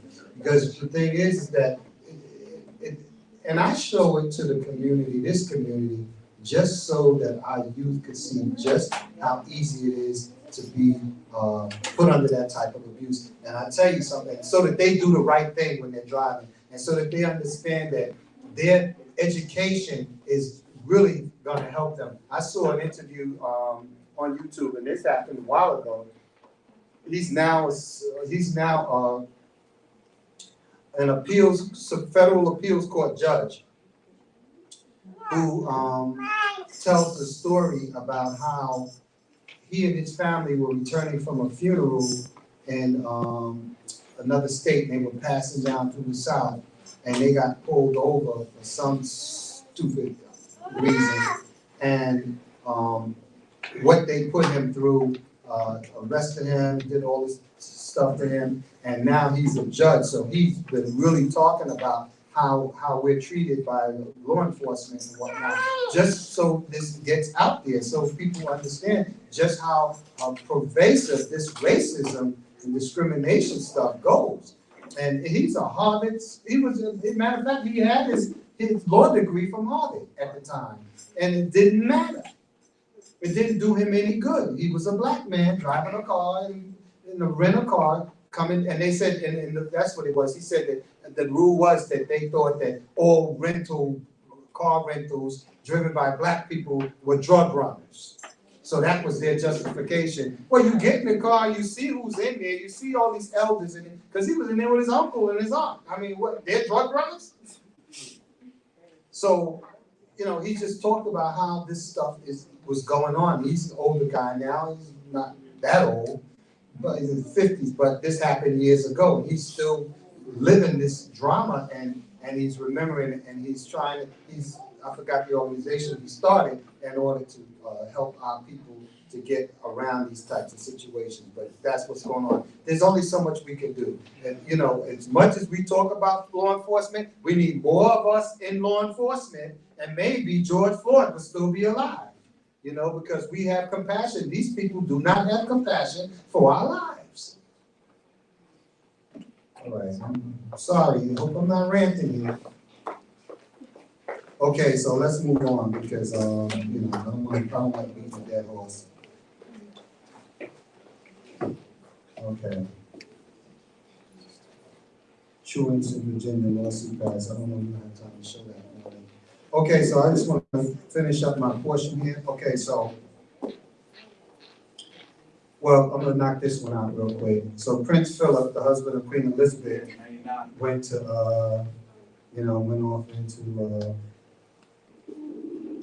into transition. I don't want to make light of it. And at 99, he was like 2 months short of his 100th birthday. I don't think he's complaining. You get 99 in 10 months, you're going to be mad because you don't get 2 more months?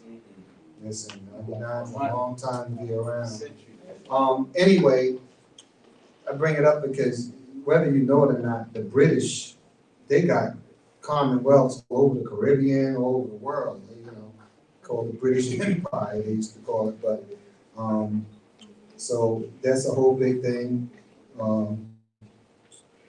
Markle, what's her name? Meghan Markle, she doesn't have to go because she's pregnant. I know she's happy. So that's what's happening with him. Now, the final thing is, this trial, going on with Derek Chauvin. I don't know if you all been watching it. He had to give you an update. Rabbi Baruch A even contacted me this week because they're just gonna slay this guy. If he gets off, America is gonna have hell to pay. I'll tell you right now. If a hung jury is gonna do damage. Forget about an acquittal. But these medical examiners, we had a forensic. They're the pulmonologists and the forensic examiner. Exactly. These people got on there and they just said, "Fine, no other." It's plain and simple. I don't care whatever you say he had in his system, whatever he was on, whatever he was doing. The neck low oxygen caused by the knee on the neck and a knee on the back. And the back. So all of them killed. And I mean, not only them, and then earlier in the week, they had all the law enforcement from Minneapolis, then they brought law enforcement in from LA, they brought one in from somewhere else. Everybody saying that the restraint he used on him was deadly force and it was totally unnecessary and inappropriate. How he's gonna, if he gets off, it's gonna be crazy in the streets. And I suggest to you, if you know that verdict is coming out, if the jury's out, make sure you don't go too many places because you might get caught in the middle of it.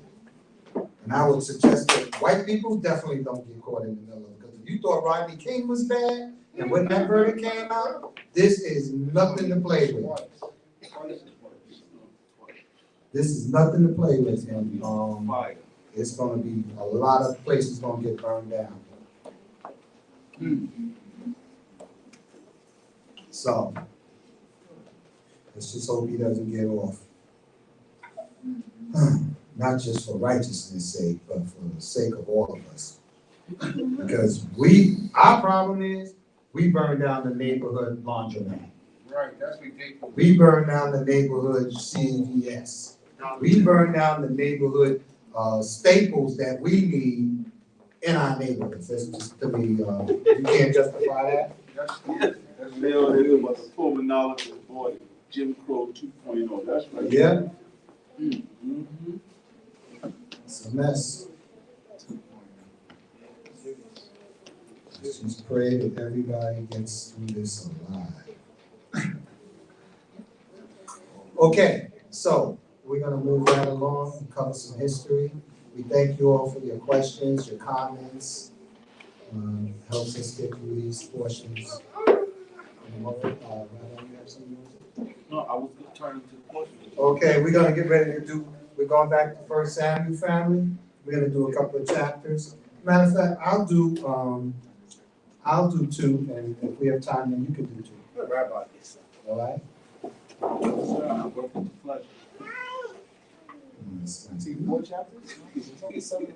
Okay, family, we're going to 1 Samuel. What are we up to now? Is it the 11, 10 chapter?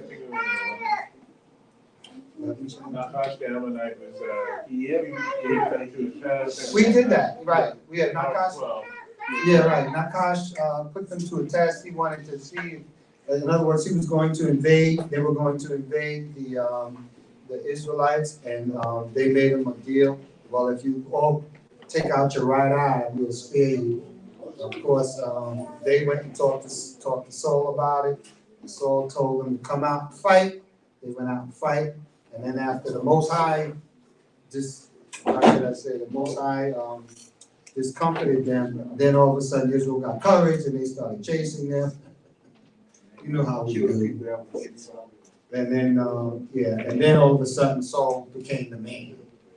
So they had to reinstate him as king so that they could celebrate. Because before that, they were just like, what? Saul? They didn't have a lot of love for him. Okay, so let me get to my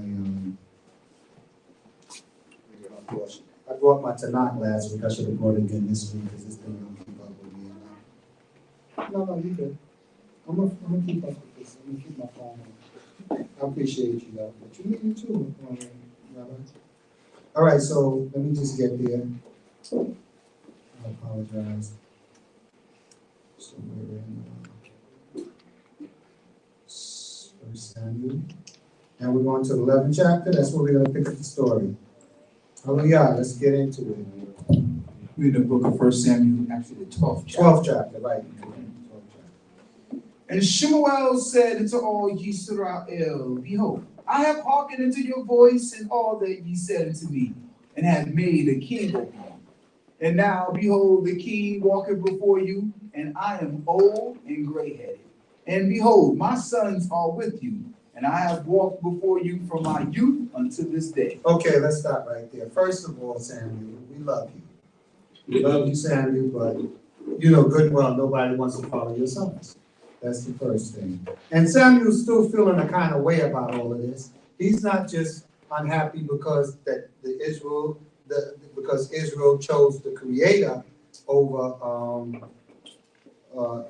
chose a man over the Creator to be their king, but he's also upset because they didn't respect him when they did it. He's taking all of this personal. And we're going to find out how personal he's taking it, which they never had a problem with him. They had a problem with his sons. That's what they had a problem with, and rightfully so. I mean, these guys were, like I said, like Eli's sons, Hophni and Pinchas. And so what? They don't want to follow him, but what they should have done was ask Samuel to go to the Creator and ask the Creator, who shall he choose to be his successor? That way you cover all your bases. You go to the higher ups, and I mean the highest up, and you make sure that it's pleasing in the sight of the Most High, whatever this, and then let him just tell Samuel what he's going to do. Because the Creator, obviously, after he came up with this solution to the problem, even though now we know this first guy wasn't the perfect person for the job, but at least we knew that that the Most High took pleasure in the fact that David became king, and he gave him an everlasting covenant for it. So if he didn't want that, he wouldn't have done that. Okay, so let's just get into it, but let's keep all his things straight as far as Samuel goes. He should not have taken this person. And Shemuel said, Here I am, witness against me before the Most High, and before his anointed. Whose ox have I taken? Or whose kamor have I taken? Or whom have I defrauded? Or whom have I oppressed? Or of whose hand have I taken a ransom to blind mine eyes therewith? And I will restore it to him. Samuel had integrity. There's no question about it, and but he needs to clear his name, and it's a good thing that he did because it's in the history books now. Okay, that he cleared his name, and he made sure that was done, and then he's going to give them now directions, and we'll see later on. He's going to give them guidance on how they're going to have to deal with the future. And the people said, Thou hast not defrauded us, nor oppressed us, neither hast thou taken aught of any man's hand. And he said unto them, The Most High is witness against you, and his anointed is witness this day. I'm talking about King Saul. That ye have not found aught in my hand. And they said, He is witness. And Shemuel said unto the people, It is the Most High that made Moshe and Aharon, and that brought your fathers up out of the land of Mizraim. Now he's reminding them that all of these men, or the Creator brought all of these men into their lives in order to save them. He's going to go through a litany of people, and it's to show that the Creator, to me, it means that the Creator should have been the one choosing all of these leaders and not the people making requests for them. Tom Sheep. Now therefore stand still, that I may plead with you before the Most High concerning all the righteous acts of Yah, and what he did to you and to your fathers. When Yaakov was coming to Egypt, then your fathers cried unto Yah. And the Most High sent Moshe and Aharon, who brought forth your fathers out of Egypt, and they were made to dwell in this place. But they forgot Yah, their power, and he gave them over into the hand of Sisera. That's Israel. So right after Moses and Aaron and those folks died off, now you're coming into the book of Judges, and this is what was going on during the book of Judges, because they walked away from the Creator, and then they cried to him, but the Creator was the one who kept bringing all of these saviors down the line to save Israel, and that they didn't really understand. If they had gone to Most High and said, who should succeed Samuel? Because Samuel was like a king to them. I mean, he was a priest, but he also was a judge. And so they had just followed that format, they would have been better off. Instead of angering the Creator by, having the audacity to ask for something that the Creator hadn't prescribed. And he gave them over into the hand of Sisera, captain of the host of Hazor, and into the hand of the Philistines, and into the hand of the king of Moab, and they fought against them. And they cried unto the Most High and said, we have sinned because we have forsaken thee and have served the B's and the A's. But now deliver us out of the hand of our enemies, and we will serve thee. You see how fake we are? Israel can be very, very fake when they want something. Let me go out there and do all my damage and do whatever I want. But now when the consequences come, then we call on the Creator and look for salvation. Don't work like that.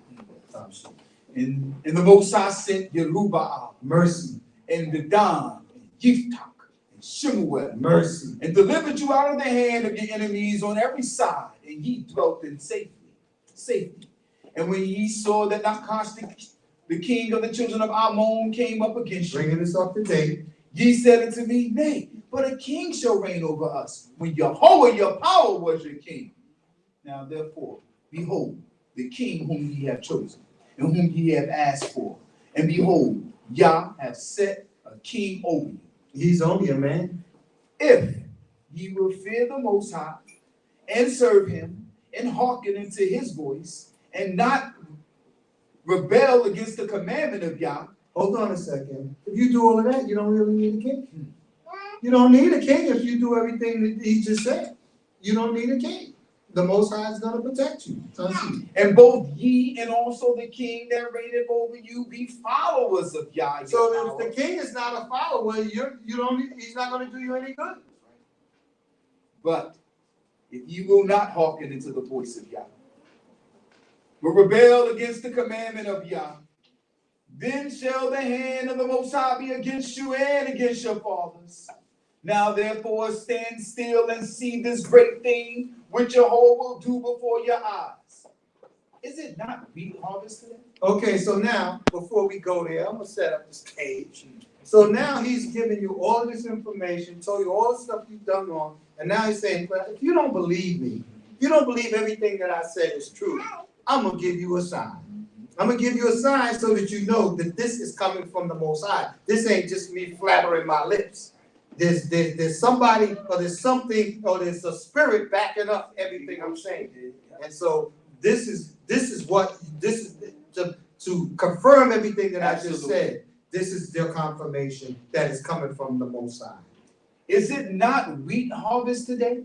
I will call unto the Most High that he may send thunder and rain, and ye shall know and see that your wickedness is great, which ye have done in the sight of Yah, in asking you a king. So Shemuel called unto Yah, and the Most High sent thunder and rain that day, and the people greatly feared Yah and Shemuel.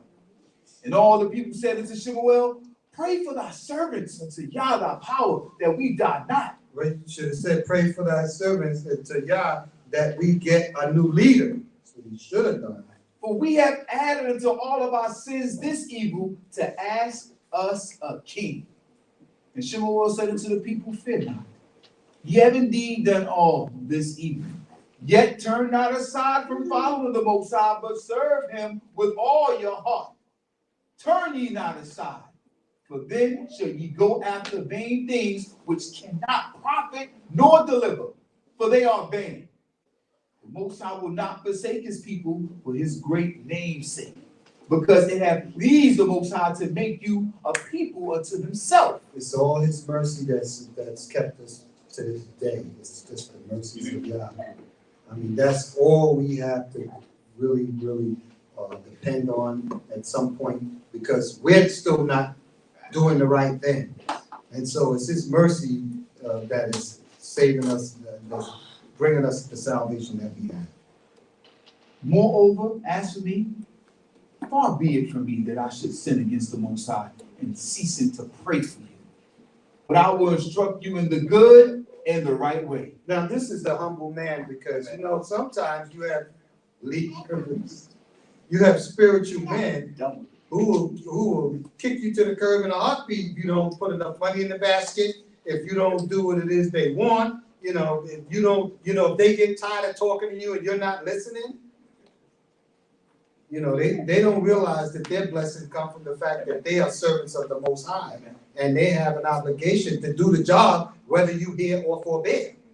But Samuel just wanted to remind them, in spite of all that you've done and how angry I might feel or how put out I might feel, I still know that I have a responsibility as a true servant of the Most High to pray for you and to help you and to guide you until the day I know. Only fear the Most High and serve him in truth and with all your heart. For considering how great things he hath done for you. Amen. But if ye shall still do wickedly, you shall be swept away, both you and your king. And you know,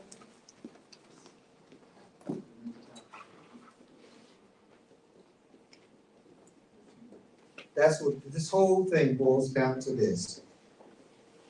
You can have a king, you can have all the princes and great leaders you want. But if you're not going to serve the Most High, well, we're witnesses to that because we're here. So we kind of know where this is going, but it's still a lesson for us. It's a lesson for us in this day and time. We weren't there, well, maybe not in this body, but we weren't there when all of this went down, so we could say, well, we're not responsible for that. But we're here now. What are we doing to protect ourselves from this same type of dilemma? What are we doing to win back the graces and the favor of the Most High? Instead of living off of grace and his mercy and his compassion for us.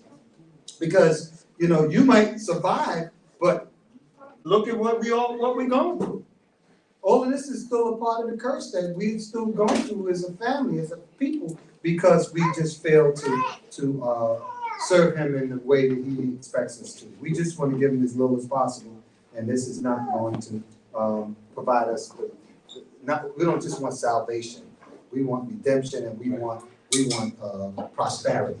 We want victory. We want our language. We want our home back. There's a lot of things that we're hoping for that we're not going to get until we raise the bar. And what it is we think we need to be doing as Israelites in order to win the favor of the Creator, to get all of that back. You might have enough that you can get a good job, and yeah, you can have, you know, a few things that pleasing, and we've been abundant with children, but there's still things that we need to do in order to win the favor of the Creator, that we can say, okay, I see where there's a path back home. Forget about the people in the land. He'll take care of that. That's not our concern. Our concern is that we earn the right and the favor of the Creator to get back into the land. As not as tourists. Okay, let's move on to the next chapter. I need to get my lost. All right, so now we're in chapter 13. Shaul was years old when he began to reign, and 2 years he reigned over Yisrael. You heard that? 2 years. He only reigned for 2 years, and 2 years is not a very long time. 2 years goes by like that. So it tells you right away that he must have done something wrong. And I mean, I'm talking within the first couple of months. He was 2 years because David kept running. Okay, so that dragged it out for a while. Whereas if David had decided, oh, I've been anointed, I'll just go ahead and eliminate him. So when the lasted 6 months. Okay, exactly. And Shaul chose him 3,000 men of Israel, whereof 2,000 were with Shaul in Michmas, and in the mount of Beth-El, and 1,000 was with Yehonatan in Gibeah, Benjamin. And the rest of the people he sent every man to his tent. Okay, so this is the first time we hear Jonathan's name come up. And so he only had 3,000 warriors, and everybody else, because I don't know why, because in my opinion, you already knew the Philistines were a constant arch enemy. I would have had a larger army than that. But this is, and everybody else went back home. So he had 2,000 where he lived, and Jonathan had 1,000 men, and that was it. And Yehonatan smote the garrison of the Philistines that was in Geba. That's gonna pick a fight. And the Philistines heard of it. And Shaul blew the horn throughout all the land, saying, let the Hebrews hear. And all Yisrael heard say that Shaul had smitten the garrison of the Philistines, and that Yisrael also had made himself odious with the Philistines. Yeah. And the people were gathered together after Shaul to Gilgal. Okay, so now they bring the army together because they know that Jonathan's picked the fight, and now they have to deal with the consequences. And the Philistines assembled themselves together to fight with Yisrael, 30,000 chariots. 30,000 chariots. And 6,000 horsemen. And the people as the sand which is on the seashore in multitude. And they came up and pitched in Michmas, eastward of B.A.K.B.Y. When the men of Israel saw that they were in strait, for the people were distressed, then the people did hide themselves in caves, and in thickets, and in rocks, and in holes, and in pits. Okay, so now, he was a poor king. First of all, he should have built up an army. Okay? That's the first king. So, first idiot. So he's got 3,000 men. He knows the Philistines got 1,000. They had 6,000 chariots. So that's 6,000 men on chariots. And then how many on horseback? Okay, so now you know you only have 3,000 men. And everybody else's ragamuffins is just going to show up. And keep in mind, they had no weapons. They had no weapons because the Philistines had stripped them of, I don't know how they don't have a blacksmith or something in the nation, but they have to go to the Philistines to sharpen a knife.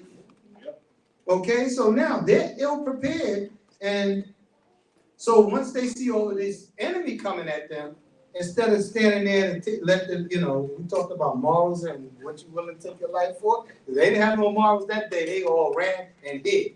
Okay? So this is what happened. They all ran and hid. Time sheet. Now some of the Hebrews had gone over the Jordan to the land of God and believed. But as for Shaul, ran. They left town. But as for Shaul, he was yet in Gilgal, and all the people followed him trembling. Okay, so now you got a whole bunch of nervous people. Did anybody ever see the Patriot? Oh, yeah. Yeah. Exactly. When all the people started running after the king of England sent the army after them, or Ireland? No, England sent it to Ireland. Okay, so now you have 33, well, maybe by this point, matter of fact, it's going to tell you, we had 600 men left, trembling. Okay? And he tarried 7 days, according to the set time that Shemuel had appointed. But Shemuel came not to Gilgal, and the people were scattered from him. Okay, so now, this is the first big mistake, but so Samuel gave him a time frame. Maybe Samuel, he got stuck or whatever, but because all of the people left Saul, because the people scattered, he got nervous and he didn't want to wait. So Samuel may have shown up like, all right, he's supposed to get there by midnight. He may have come in at 12:30 a.m. I don't know. But he got there later than Saul thought he should have gotten there. And Saul was scared. And you had this army. He didn't rely on the Creator. He didn't rely on Saul. He didn't rely on the Most High because you didn't have enough men. Even if Saul showed up, you still only had 600 men. So there really was no reason for him to break ranks and do anything. And that was his first test. And Shaul said, bring hither to me the burnt offering and the peace offering. Now he was barely, he was just, I don't want to tick off the Benjamites, but he was barely a king. So what made you think you were a priest to do an offering? Naphtali, would you have done an offering? Uh-oh. Now you don't have to get up. Just you got a mic. You don't have to... No. He said, yeah, No, I can't say what I would have done in that situation. I mean, right now, he is under a lot of pressure. You know, I mean, the Philistines, they are right there on us. The people are looking at him like, you're the king, you're the leader. We need to do something before we all die right now. So I'm not excusing his decision making, and I can't say what he did was right. But we talked about it earlier today. When you're under distress and you're dealing with emotions, sometimes you make decisions that can be very costly. Emotions make us make bad decisions. You could have left the emotions out of it and strategize and should have just said, let's wait. You didn't have a cell phone, so you just had to pray and wait for Samuel, because again, Samuel was only one person, but Samuel had the Most High and he had to set things up. And so doing the offering wasn't going to do him much good, but I understand he wanted to entreat the Creator. But this is an interesting question. This could actually be a debate. So let's read on. Because other people have performed. Yeah, some people think they can get away with this. Everybody, listen. And that's another thing. What David got away with, don't think you can get away with. And Shaul said, bring hither to me the burnt offering and the peace offerings. And he offered the burnt offering. And it came to pass that as soon as he had made an end of offering the burnt offering, behold, Samuel came. And Shaul went out to meet him, that he might salute him. Yeah. Shemuel said, what hast thou done?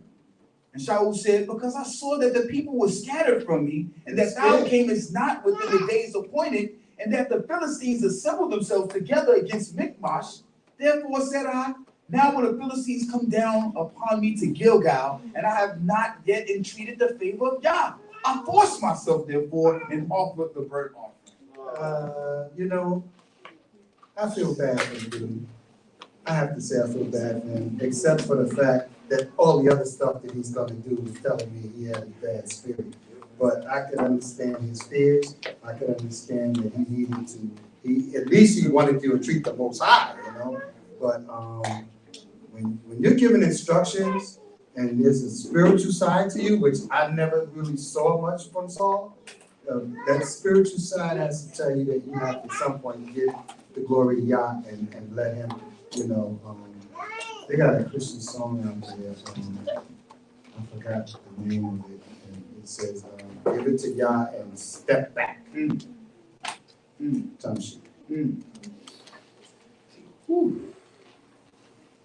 And Shemuel said to Shaul, thou hast done foolishly, that thou hast not kept the commandment of Yah thy power, which he commanded thee. I bet he was like, what? But this is the part right here. For now will Yah have established thy kingdom upon Yisrael forever. It was a test. It was his first test. And he knew it was a test he was doing. It's what they call a quiz, a pop-up quiz. And he wasn't prepared for it. But now thy kingdom shall not continue. And Jehovah hath sought him a man after his own heart, and Yah hath appointed him to be prince over his people. Already found him, because thou hast not kept that which Yah commanded thee. It's unfortunate, really unfortunate. Let's finish it out. We're gonna give the good part to the brother sitting over here. No, I'm done. Shemuel arose and got him from Gilgal into Gibeah Benjamin, and Shaul numbered the people that were present with him, about 600 men. Okay, so now we can see there's only 600 men left. But they don't need more than 600 because the Creator is going to fight the battle. And Shaul and Yehonatan his son, and the people that were present with him abode in Gibeah Benjamin, but the Philistines encamped in Michmash. And the spoilers came out of the camp of the Philistines in 3 companies. One company turned into the way that leadeth to Ophrah, and into the land of Shaul. And another company turned the way to Beit Horon, and another company turned the way of the border that looketh down upon the valley of Zeboim toward the wilderness. Okay, so they had a strategy. I mean, they were actually surrounded. Now there was no smith found throughout all the land of Israel, for the Philistines said, lest the Hebrews make themselves swords or spears. So they already had prepared to annihilate them through the fact that they didn't allow them to have weapons. So whenever they attacked them without the Creator, they could not win. Okay, because the Philistines had prepared, okay, well, if we're going to have war with them, we're not going to make it easy for them. So if they didn't have the supplies or whatever it took to, or they didn't have the training in order to make these weapons, the Philistines always had an advantage over them. But all the Israelites went down to the Philistines to sharpen every man his plowshare, and his fork, and his axe, and his mattock. And the price of the filling was a pim for the mattocks, and for the coulters, and for the forks, and with 3 teeth, and for the axes, and to set the goals. I don't know how much that came to, but they had to pay. 2/3 of the shekel. So it came to pass in the day of battle that there was neither sword nor spear found in the hand of any of the people that were with Shaul and Yehonatan. They're the only ones that had weapons, the 2 of them. Go ahead. But with Shaul and with Yehonatan his son was there found, and the garrison of the Philistines went out unto the pass of Michmash. Okay, so we getting ready to get into a battle here, but as we can see already, Saul has done a disservice to his own kingdom. He's doing this while he's on the throne, and this is going to lead to many, many more misfortune deeds that he's going to commit, and it's just sad to see him go out like that. But I guess, I don't know if it's his fault because he didn't ask to be king. It's just so strange. The Creator gave him an opportunity. And at that point, evidently, even in spite of the prophecy that the Most High made through the mouth of Jacob, because they already had given him the throne. Am I right? So this is all really strange how it happened. In hindsight, it seems very, very strange how this played itself out. But obviously, he wasn't meant to be king for very long. And I guess because they asked for a king, the Creator gave them someone who was not fit to do the job. That's the only way I can see it. Because in Israel, the hype meant a lot to the people. So for whatever reason, it wasn't meant to be, and it hasn't happened yet, but this is like downhill from here. So I thank the Most High for this opportunity to stand before you. I pray that the Most High has blessed your day. I'm going to let Rabbi Baruch decide what he wants to do once he wants to continue history or talk about something else and enlighten us. And may God bless the rest of your Shabbat day. We thank you all online for your participation and for your attendance. And may God bless you.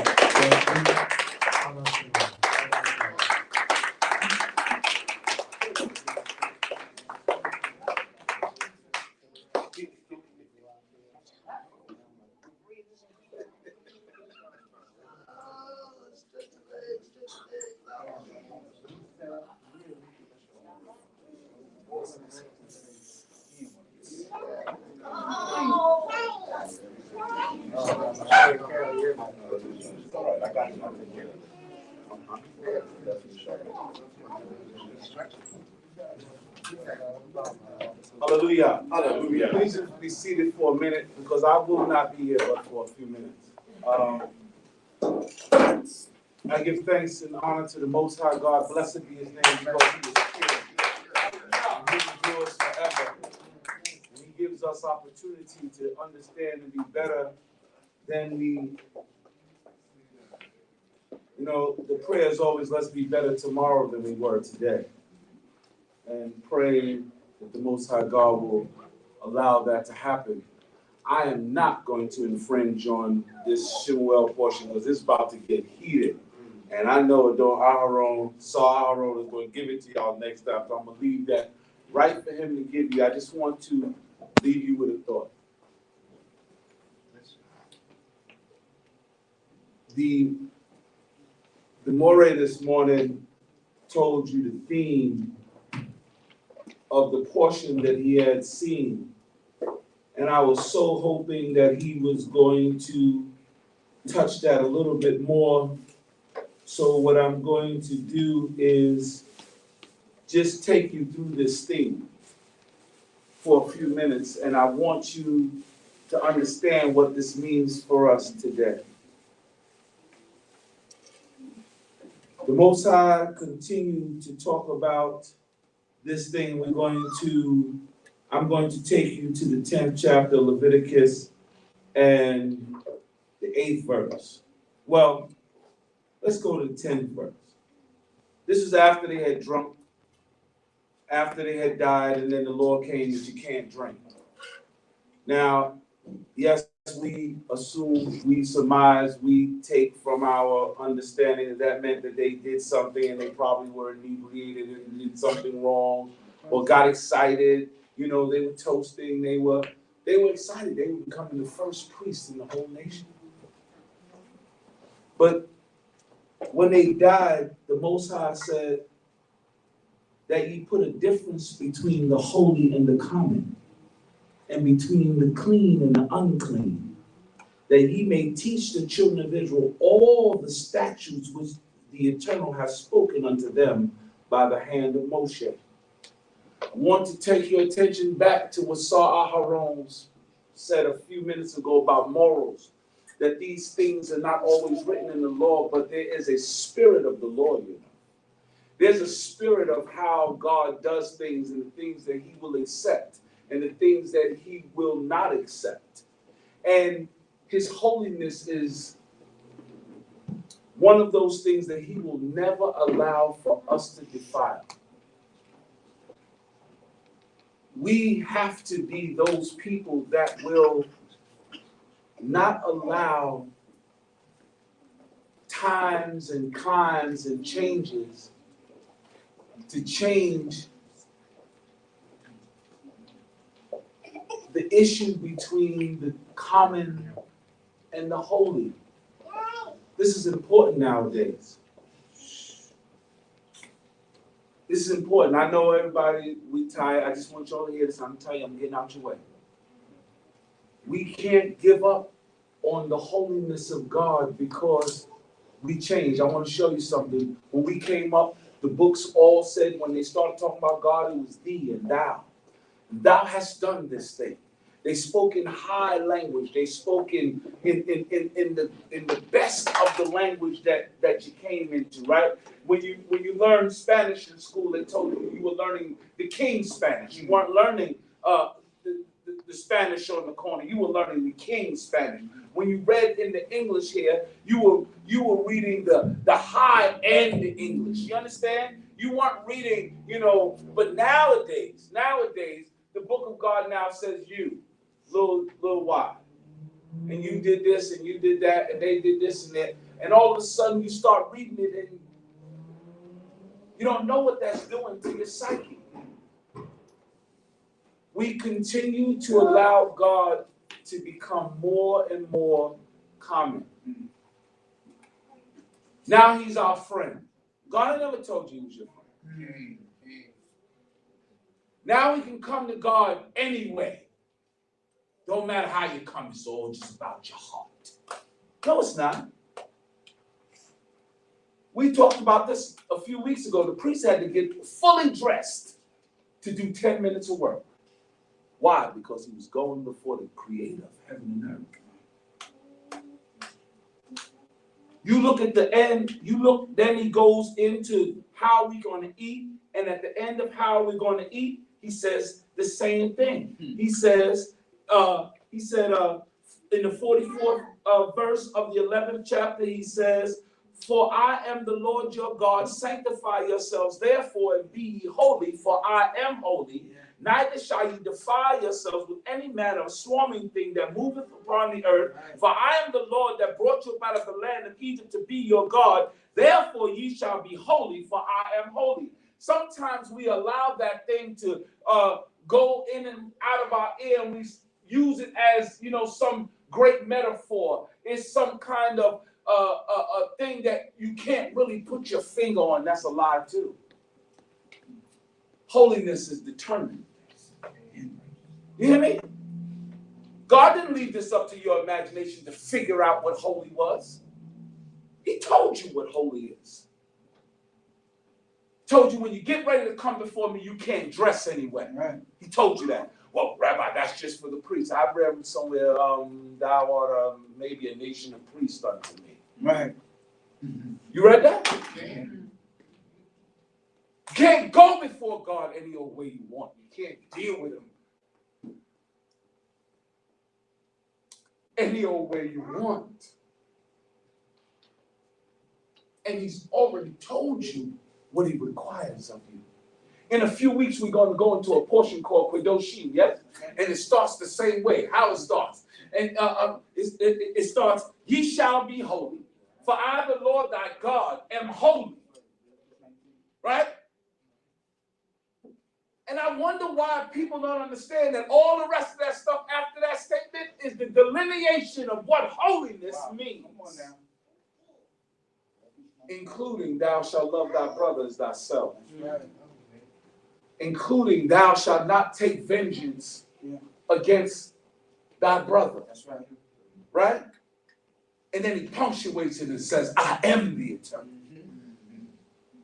You hear me? Yes, sir. You can't put a stumbling block.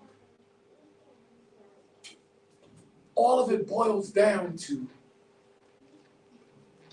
you gotta be like me. To heck with being like Mike.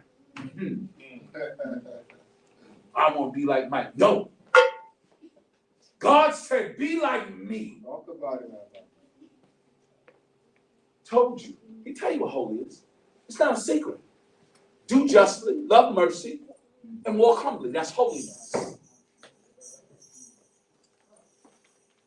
You don't see that? The book of God is not a mystery. He tells you right there what he wants you to do. Love thy neighbor. That's holiness. Honor thy father and thy mother. That's holiness. That your days would be long. You see how that law works?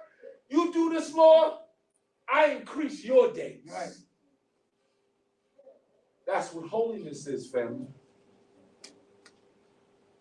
Today, the words that I want to purvey to you is that common can't be holy. I want y'all to hear me. Because we read in the book of the common man. Don't worry, Michelle, Allah Shalom, explain that word in this way. The word is zar. That word means, just like you read about the stranger, it means that you are not a part of that class. That's what it means. It doesn't mean that you're common. The priest is a czar to the kingship. Right? The kingship is a czar to the priesthood. So is the Danites a czar to the priesthood, and they're a czar to the kingship. Do you hear how this works? There are clans of people within the tribe of Levi. The Gershonite is a czar amongst the Kohathites. It doesn't mean you're common.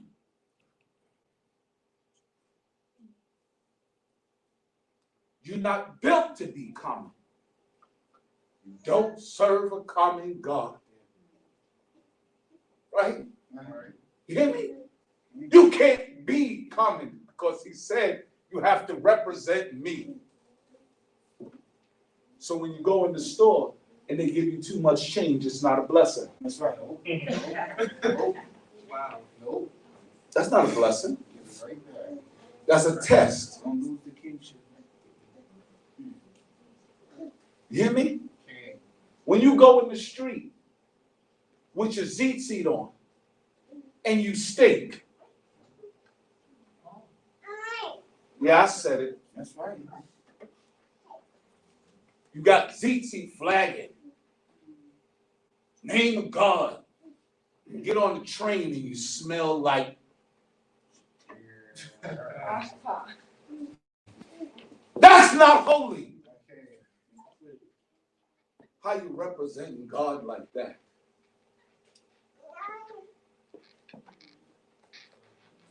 He's not coming. So family, those are my 10 minutes. He's not coming. The last verse I want to take you back to is the same 10th chapter.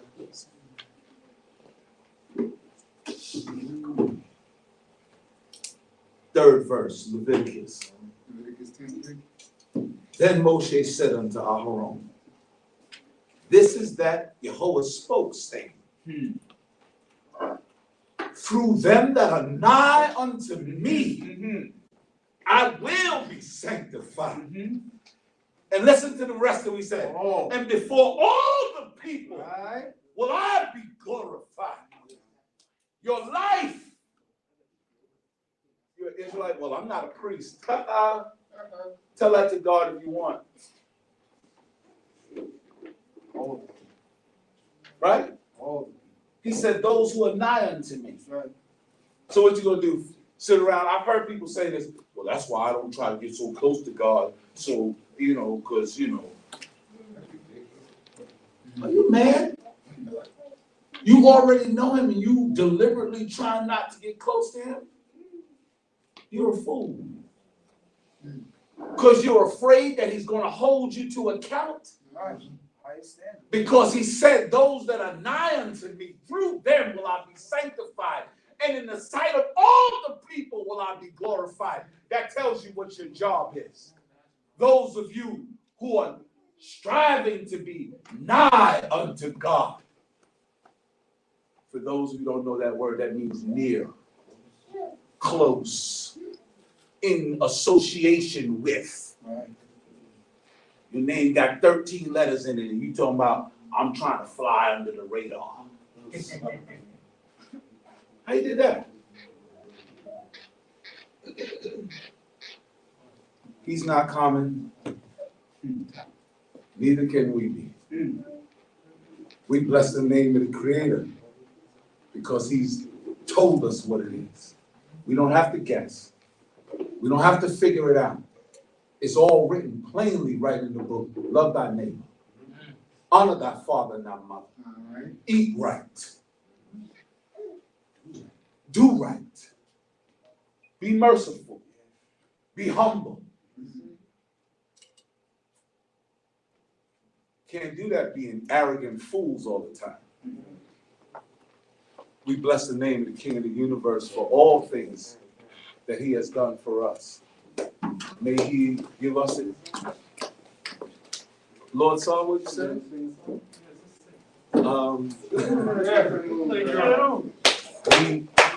give thanks to the Most High for all that he has done, and we bless his holy name. Okay. Hallelujah. Hallelujah.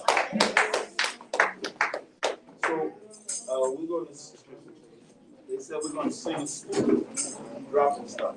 We're going to sing a song, and amen, that's the answer. That's what the song said, and that's what he's singing. Cause Israel to stand.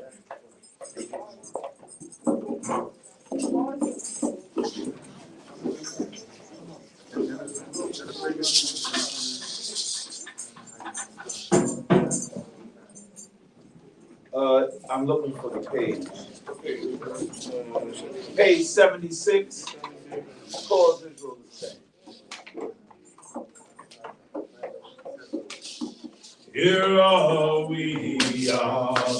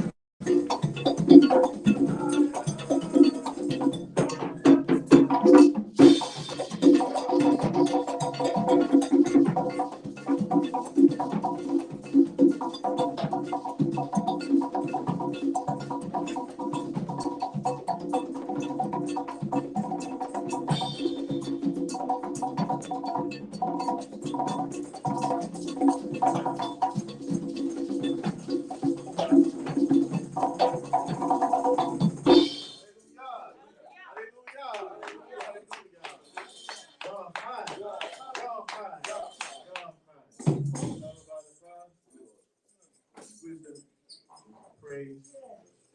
Now, it's time for us to pray with that renewed sense of kedusha, holiness, being specially focused in our mind to the fact that these minutes are holier than the minutes that are about to happen. And so we want to end those prayers asking for forgiveness and even allowing our words to be sacrifices and the meal offerings that are not in our hands. On page 18, we have our evening prayer. Sacrifices and meal offerings are not found in our hands. Father of mercy, let thy law stand firm. Accept the words of our lips and the murmurings of our hearts. Receive our prayers in mercy and favor. Grant us joy and gladness. Comfort thy people. Yehovah answer thee in the day of trouble. The name of the power of Israel set up on high. Draw us not away out of the wicked, for our delight is in thy word. Let thy word heal us and cause us to prosper. Cause thy wisdom to blanket Yisrael. Let the visions of the righteous be our lot. Yea, even the dreams of our redeemed our portion. Draw us the cords of love and let our borders be true. In thy hand I spirit. All praises unto thee, O Yah. We have brought of thy loving kindness. We rejoice in the house of Yah. Come behold the works of Yah and rejoice in the same. For he has rescued his people Israel. He has called forth the dispersed of Yahweh. Be born in righteousness and with the Lamb he was. For such is our power forever and ever. You will be our God and spoke eternally. Sing his praise aloud. Amen. Hallelujah. Shema.